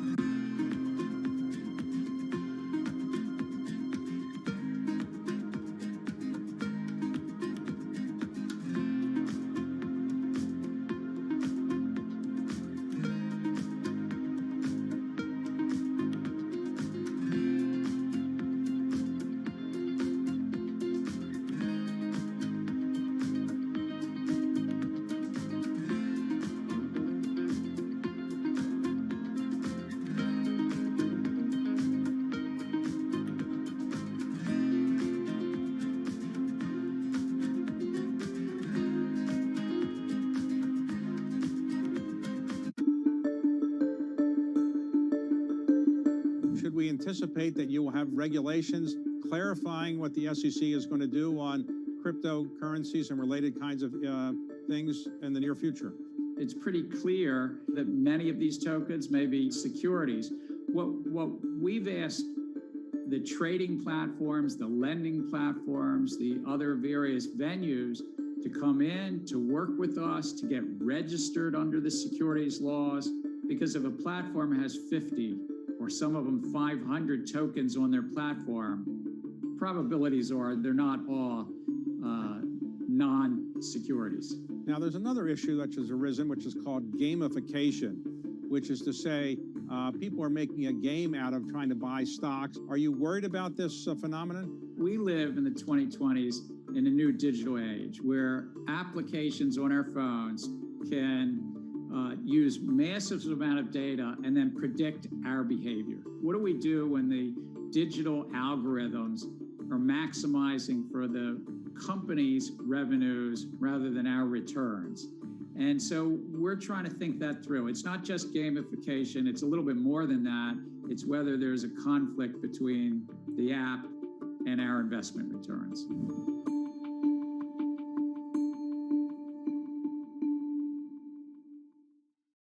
BSO Now is your online home for weekly Boston Symphony Orchestra and Boston Pops performances. See new concerts that go behind the scenes, plus acclaimed archival concerts. Visit bso.org/now, where the music plays on. BSO season sponsor, Bank of America.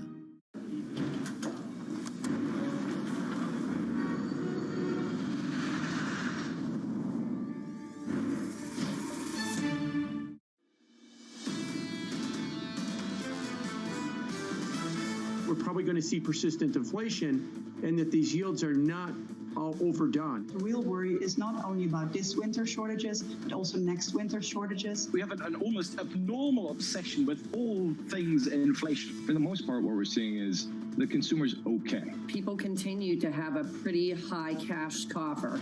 This is Bloomberg Surveillance with Tom Keene, Jonathan Farrow, and Lisa Abramowitz. Good morning, everyone. Jonathan Farrow, Lisa Abramowitz, and Tom Keene. It's a Friday on radio and television. We continue today a special surveillance. Maybe we'll do normal hours today, not like we did yesterday. Thank you all for your comments on our coverage of the resignation of the Prime Minister yesterday. Today, we don't care. Lisa, it's the bond market. Let's reset. It is unreal. And they are connected. The bond vigilantes are taking over. They are coming out in force. We thought that perhaps we'd seen peak hawkishness, perhaps we'd seen peak yields. That was not the case. Yields around the world, whether the U.S. or Germany, surging to multi-decade highs, at least according to what we're seeing in some places, or a decade highs. And how much does this reset expectations and valuations? Let's reset with Garfield Reynolds of Bloomberg News. He goes back to 1984, and you've led on this, Lisa. It's not about the level of where yields are and that. It's been the persistency of the lift. This distraction, that distraction, the midterms coming up. Forget about it. The persistency of the yield lift is the story of this October. Well said. And what we're seeing is the longest streak of consecutive weekly increases in yield, declines in price for the 10-year Treasury. How much does this reset the understanding of where equity valuations are? We were talking about resilience in the face of earnings. How much does that change simply because the yield equation doesn't give them that freedom? And there's this talk of Powell and Volcker. We're going to have Steve Major with us with HSBC in the 8 o'clock hour. That's must listen for Global Wall Street.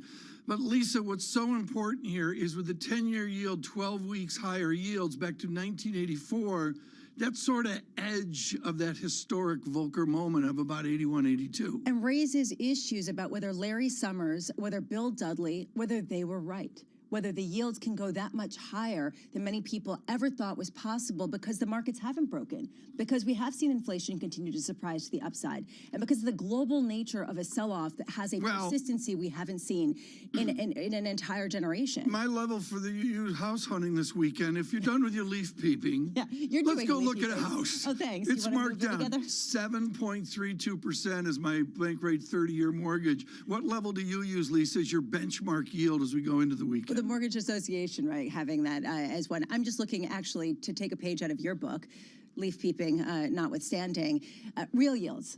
to me, are really speaking volumes. Really the fact that 1.76% on the 10-year, this is adjusted for the market expectations for 10-year inflation. How much are we looking at something that is unsustainable? I remember speaking with a couple of investors who thought that 1.5% was the line in the sand. Well, we've blown through that and keep climbing. What we're also doing, of course, and thank you to Anna Edwards on the green. I believe we're going to go there in this hour. This is the reality. There are a selected group looking at a selected airline which has a selected former prime minister on it, supposedly landing at LHR right now. Now, I don't want to say that's happening, but that's the speculation. Are you talking about Boris Johnson? It's a selected form. Exactly. It's a previous prime minister who resigned, which I think is it 8 prime ministers? Okay. Yeah. So George Canning is not on that airplane. George Canning, for those who don't know, died in the early 1800s and was the second shortest serving prime minister. Otherwise, this is really an anomaly. How much are we looking, though, at, and I keep going back to this, yes, this is UK specific. Yes, this is turmoil. You could say this is spurred in part by Brexit. You could say this is spurred by the energy crisis and also the inflationary environment. How much is this an example of what we can expect of the bond market taking control, markets really in the driver's seat at a time when governments are not used to not having their backs? And you have, meanwhile, central banks that are not going to finance the deficits by simply buying all of the debt issued. This is a game changer. How much does this change the political environment globally? Let's do a data check, do a brief, and get to a true foreign exchange expert. I'm going to talk with the collapse of sterling. It's down one big figure, 111.21. A 110 prints a big deal. Anything through 1.1000 is a huge deal. Dollar stronger, DXY back above 113 gets my view here. In yen, 151. I'm going to round it up. 151 is stunning. We'll talk about that in a moment. Futures a bit negative here. The VIX does nothing for the week, 30.16. We had a 29, for a whisper there, we had a 29 on the VIX. And the yield, as we've been talking about, pick your yield. I go with the 10-year yield, Lisa, 4.27%. All right. Well, today we're looking at the last slew of Fed speak for the quiet period. The quiet period beginning Thank next God for week. the quiet period. Right. So we're going to get possibly Charlie Evans. We're not sure at 9:40 a.m. He's the Chicago Fed president, but John Williams, New York Fed president, will be speaking at 9:10 a.m.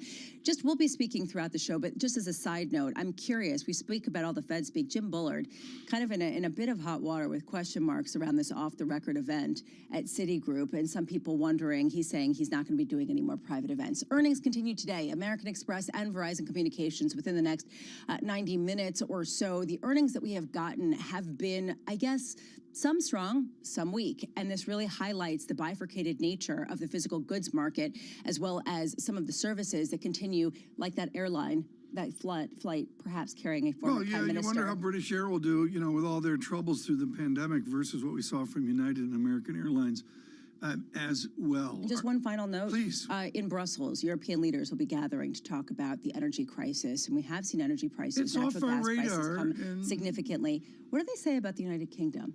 What do they say about where their hands are tied in terms of how much fiscal support they can provide? The prices come in on gas from the hysterics of a couple of weeks ago, and I think it's worth studying over the weekend. I mean, everyone's weekend reading is going to be incredibly rich here, just starting with the politics of the United Kingdom. But again, I'm going to go back to folks today. Our real focus is going to be on bonds. Steve Major of HSBC will join us in a minute. Futures -18.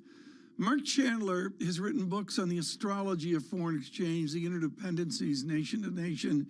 He is chief market strategist at Bannockburn, and we start strong with Mr. Chandler this morning. Mark, let me go to Global Wall Street and what everybody wants to know. When is the comfortable time for Ministry of Finance in Japan to step in on 151 yen?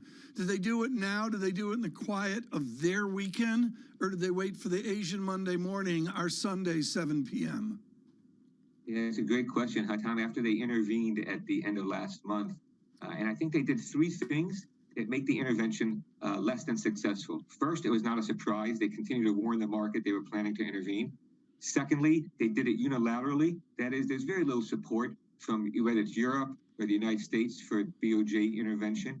And the third thing I think they did is by intervening, they did not signal a change in policy. And so what we were telling our clients was that the only thing worse than intervention was failed intervention. And I think that's what's happened. And so I think the Bank of Japan's in a tough position. If they do intervene, it probably won't be as successful as the last bout. They spent $20 billion practically to get maybe a week's night worth of pleasant sleep.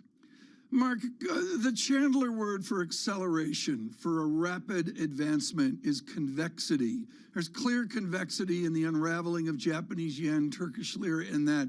Do you anticipate a fourth quarter and into 2023 of acceleration in these trends, or can we find stability?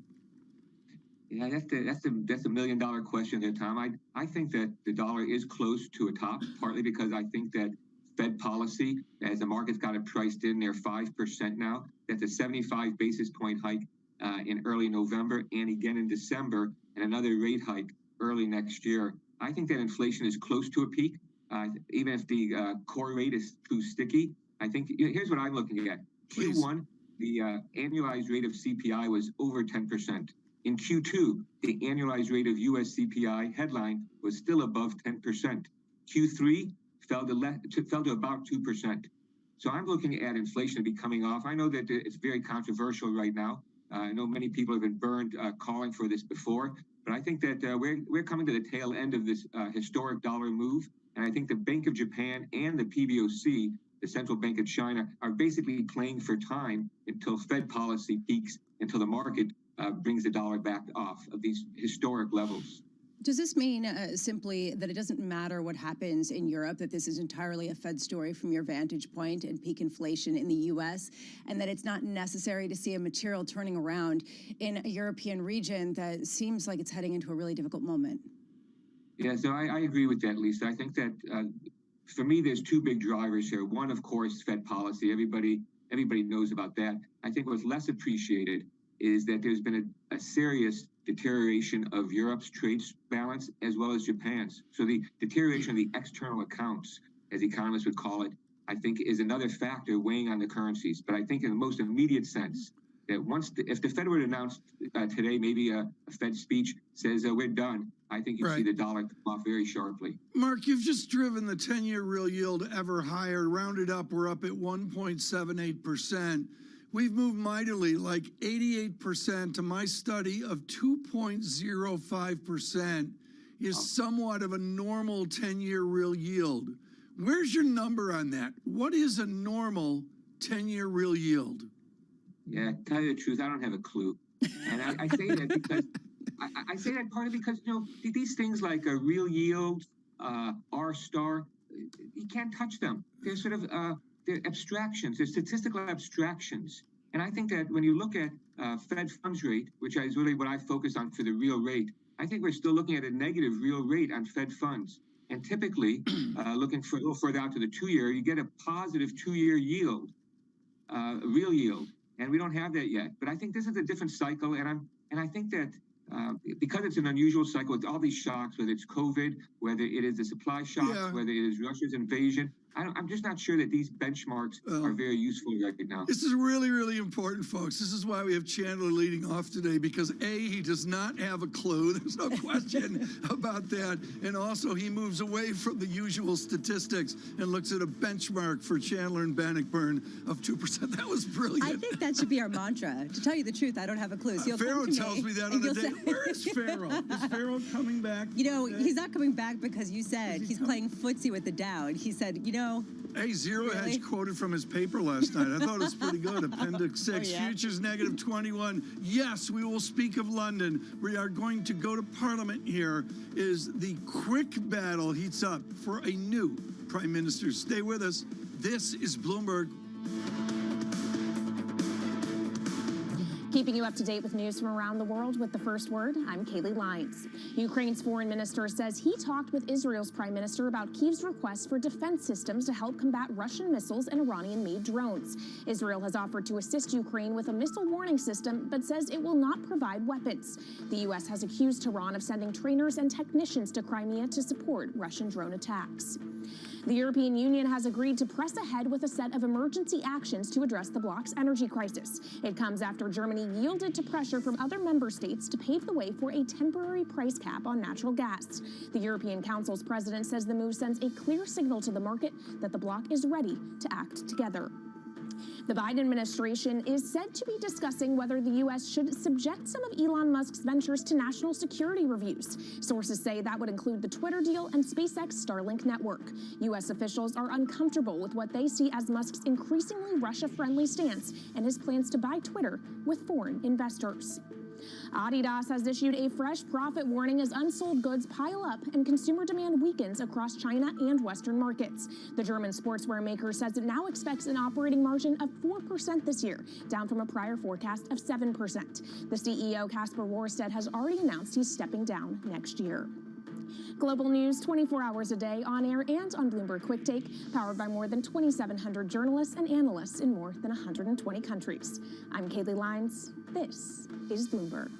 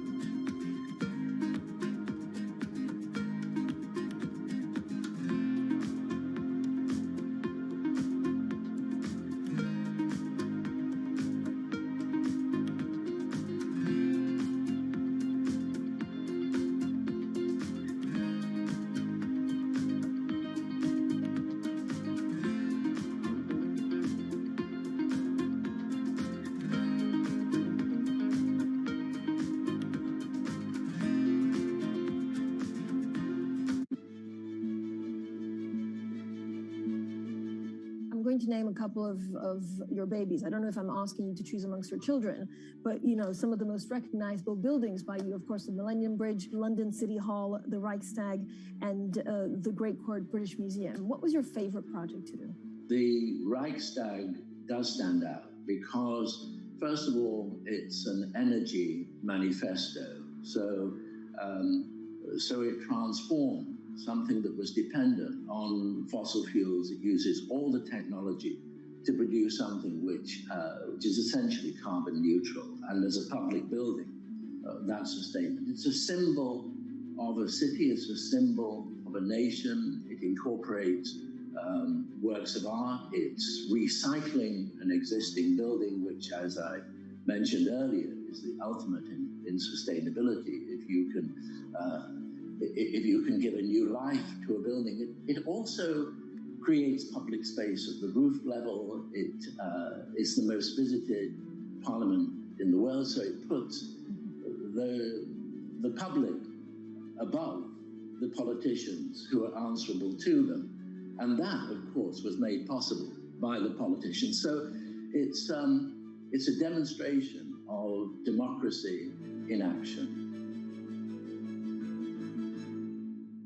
Today's CFOs are reshaping the C-suite, positioning companies to meet the next generation of challenges, breaking out of traditional roles to become Chief Future Officer, like Marriott's Leni Oberg. One of the most important things is looking around the corner. Adrian Mitchell from Macy's. We have to let go of the traditional legacy department store. And Luca Zaramella at Mondelez. We tend to believe that all consumers are equal. They are not. Look for Chief Future Officer on Bloomberg.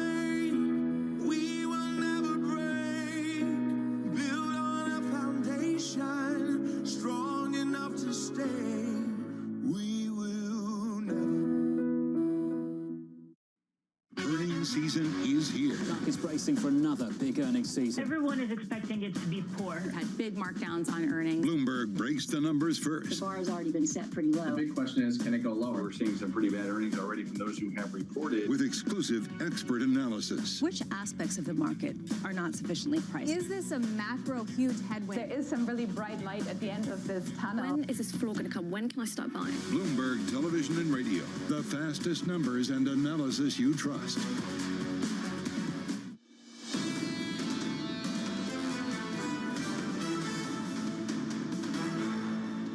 We've seen the power of the markets over the last few weeks.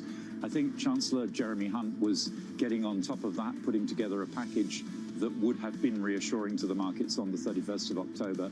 Clearly, what we mustn't do now is anything which signals to the markets more chaos, instability, and uncertainty.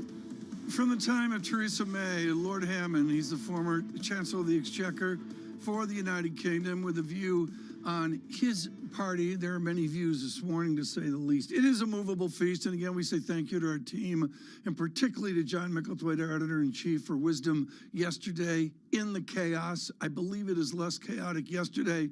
Tom McKenzie is at Westminster and picks up the pieces for us this morning. Tom, I want to do Civics 101, which I believe is, in the United Kingdom, when you want, you can change the rules.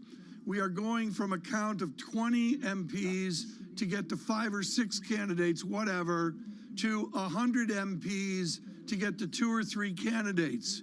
Who decided that the Conservative Party could change the rules?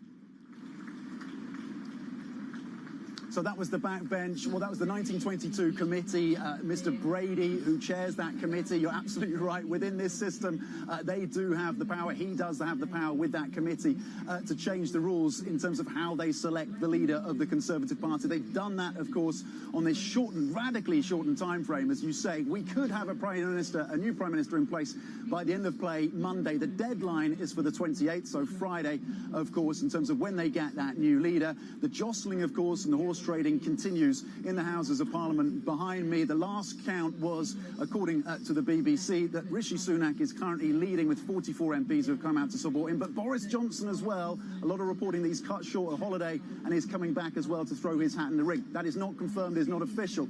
Rishi Sunak, Penny Mordaunt and Boris Johnson, none of them have officially thrown their hats in the ring yet, but they are the 3 leading contenders.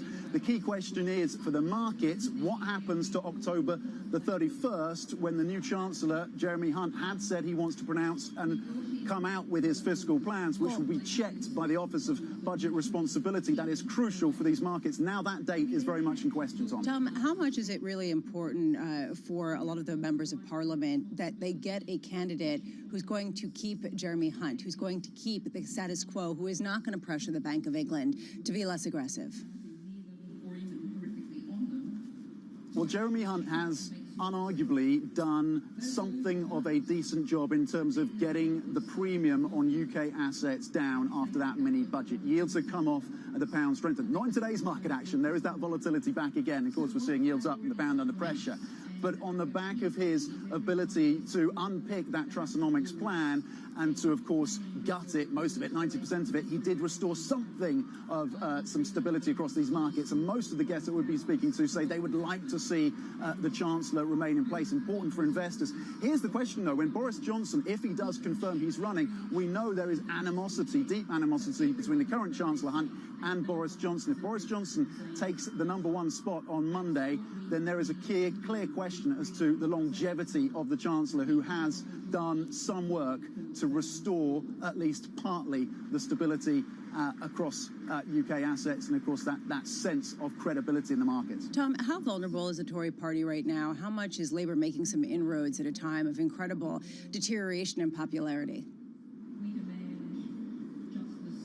You know, we spoke to a former strategist with Boris Johnson, worked with him on that successful 2019 campaign very closely, has known him for 12 years, and he says it is not hyperbole to talk about the future of this Conservative Party, given just how deep and how entrenched these divisions are. And actually, Rishi Sunak and Boris Johnson are really symbolic of that deep, entrenched division. Rishi Sunak, of course, on one side, the more modest, the more moderate parts of the party. Boris Johnson, of course, who led the Brexit campaign. So you have the right-wing parts of the party, but also have the grassroots who are very much in line with Boris Johnson. Rishi Sunak, though, supported by the moderates, but not so much amongst grassroots members of the party. So a split in the Conservative Party is not out of the question longer term. Tom, you know, to borrow from the Beatles here from a few years ago, and I guess it's happening right now, according to his father, flew in from NASA BOAC, and so maybe it is Boris Johnson to the rescue. How does he treat now after the scandals with the Labour voters who chose to vote for Prime Minister Johnson a number of years ago? Has he lost them forever? That is a key question. It's worth reminding viewers, as you've just done, that he did come through with this thumping majority in the election that won over these former Labour seats. But he has also faced all of these scandals. Within the party, 148 members of his own party voted against him in a confidence vote. Outside of Parliament, the popularity of Boris Johnson has declined on the back of all of these scandals. It's also worth noting that he faces a parliamentary investigation as well that would haunt him if he does indeed throw his hat in the ring and if he does end up being the leader once again of this Conservative Party and this country. Tom McKenzie with our British team here on Bloomberg.com UK. Outside of Parliament this morning. Lisa, what we do is we look at the litmus paper, and it's not good this morning. Sterling weakens. Yeah, and this to me is really telling, given the lack of certainty with the path forward, as well as what it will take, and this goes to what John Micklethwaite was saying yesterday, what it will take to restore credibility to a nation that has seen a pretty significant blow. Let's just put this in a perspective.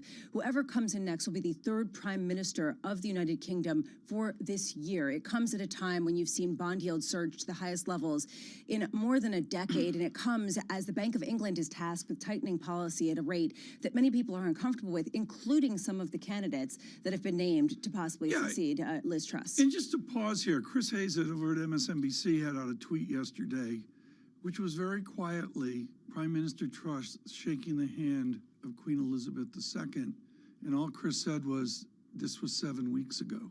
Well, that's how fast things have moved. And that's why it was sort of poetic that she handed in her resignation after 44 days as Prime Minister to the King after accepting the Prime Ministership from the Queen. This sort of upheaval in a nation facing a difficult winter cannot be overstated. Yeah, the difficult winter is seen in the bond market and in foreign exchange as well. We're going to continue to follow this story in the United Kingdom, the politics of it. But of course, the ramifications back to the city and to global Wall Street. And I want to go again. I can report this morning, folks, sterling is broken down. We're back to 111.14, nowhere near 107. But any migration of that under a 110 would be shocking and would change this political race. To be very fair, though, this is a global story, and it comes with dollar strength. We see it this week. Yields higher, dramatically higher in the cases of some denominations in the United States. And to me, that is one of the biggest stories, if not the biggest story of this year. And how long it takes to have a cup of Tang, it's real simple. The real 10-year yield printing a legit 1.78%. Claudia Sahm soon. This is Bloomberg.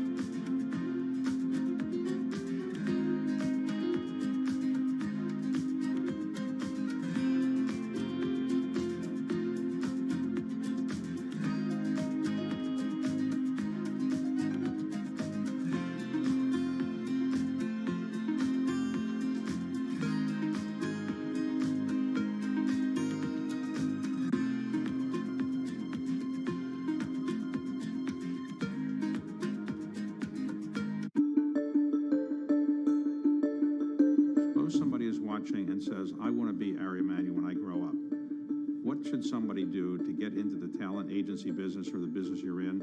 Well, it's hopefully what I've taught my kids. You got to be intellectually curious. You got to be, you got to show up. And you know this like I know this. I got on a lot of planes. You just, even though that voice in your head is saying, oh God, I'm so tired, I don't want to do this. You got to show up. You got to be charmingly relentless. You have to build emotional endurance because there's no straight line to success. It's kind of all over the place, and you have to just be able to work through those things. And then I think one of the things that I do every week is I try to create serendipity. When U.S. inflation numbers are released, The score is inflation won, Fed nothing today. Bloomberg brings you crucial data at terminal speed. Core CPI in America, 40-year high. Yields are absolutely flying. Equities down and down hard. It's ugly. And instant expert analysis. What is the makeup of this inflation? We are watching the underlying fundamentals. Will they go 100 basis points? The downshift just keeps getting pushed out. Now it looks like we're going into extra innings. Nobody covers the economy like Bloomberg, your global business authority. Why do the biggest names in business choose Bloomberg? That is a great question. It's a great question. It's a great question. Great question. Great question. Great question. Great question. That's going to be the best question I get all night. I'm glad you asked that. Bloomberg Television. Top experts. Great questions.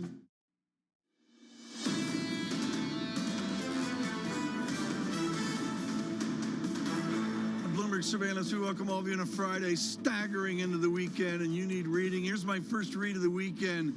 John Byrne Murdoch over at the FT with an absolutely brilliant piece on what he calls the opacity of Chinese data.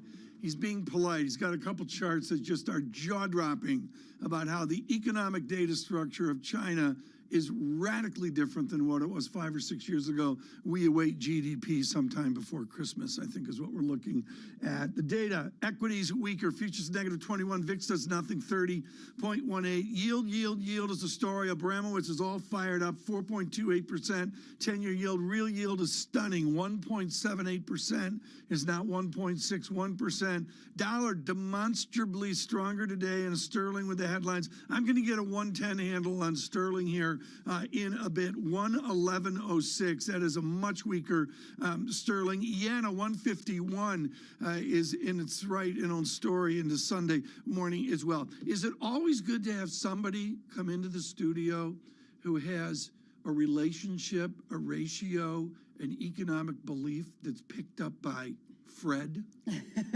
This is very, when you have your name in the database of Fred, you're on the edge of rock stardom. Well, let's bring in the rock star, Tom. Go for it. Claudia Sam with us. So why don't you go to her, Lisa, because I know you're all shaped up here. Out of Michigan with all sorts of discussion and analytics on when a recession is a recession. Yeah, and what comes is she's been in the Fed. She's worked on the inner workings of this body that has been at the forefront of global economics and markets. Where we are right now with respect to Fed speak, do you think that it is accurate pricing to look at a 5% Fed funds rate for the first half of next year and think that that will be what it takes and that this is going to not torpedo the economy as much as perhaps people are pricing in? I think at this point, anyone that's talking about the first half of next year, there's a lot of false confidence. I would not be surprised how fragile financial markets are, that the Fed has to pause to get them back under control. Right. I mean, the U.S. financial markets are in a good place right now, but if nothing else, the U.K. has shown us how fragile to an event, to a bad policy decision. So I don't feel confident about what they're going to do in December, let alone where we're going to be by June of next year. I know what Tom thinks of the parlor game of Fed speak and what they're going to do or what aren't they going to do. It's not very instructive. There is a question about the consistency on the Federal Reserve from a personnel level, and we talk all the time about Fed speak and how much of it there is. The latest, Jim Bullard, the St. Louis Fed president, has been reported to have given a private off-the-record event at Citigroup to hedge funds and bankers. Reporters were not invited. This is causing a firestorm. Even former Fed officials are coming out and saying this does not look good. What's your reaction to this at a time when people are looking to the Fed for leadership? It's inexcusable. And to me, it's not an optics problem, it's an ethics problem. Jim Bullard is one of the Fed officials that is making decisions about rate hikes that have effects in the United States, will have effects for U.S. workers, and they are having effects around the globe. The idea that he gave any kind of private remarks to investors is outrageous, and he should go. Ambrose Evans Pritchard did a tour de force in the Telegraph on modern theory and its lack thereof. He tore apart the Phillips curve and the belief in it right now from the early 50s, A.D. Phillips at London School of Economics. He tore apart the Beveridge curve, which Krugman believes in, this out of Beveridge of middle century London School of Economics. Is there a theory right now, or are we making it up as we go? They're following a theory that is so outdated. What is the theory they're following?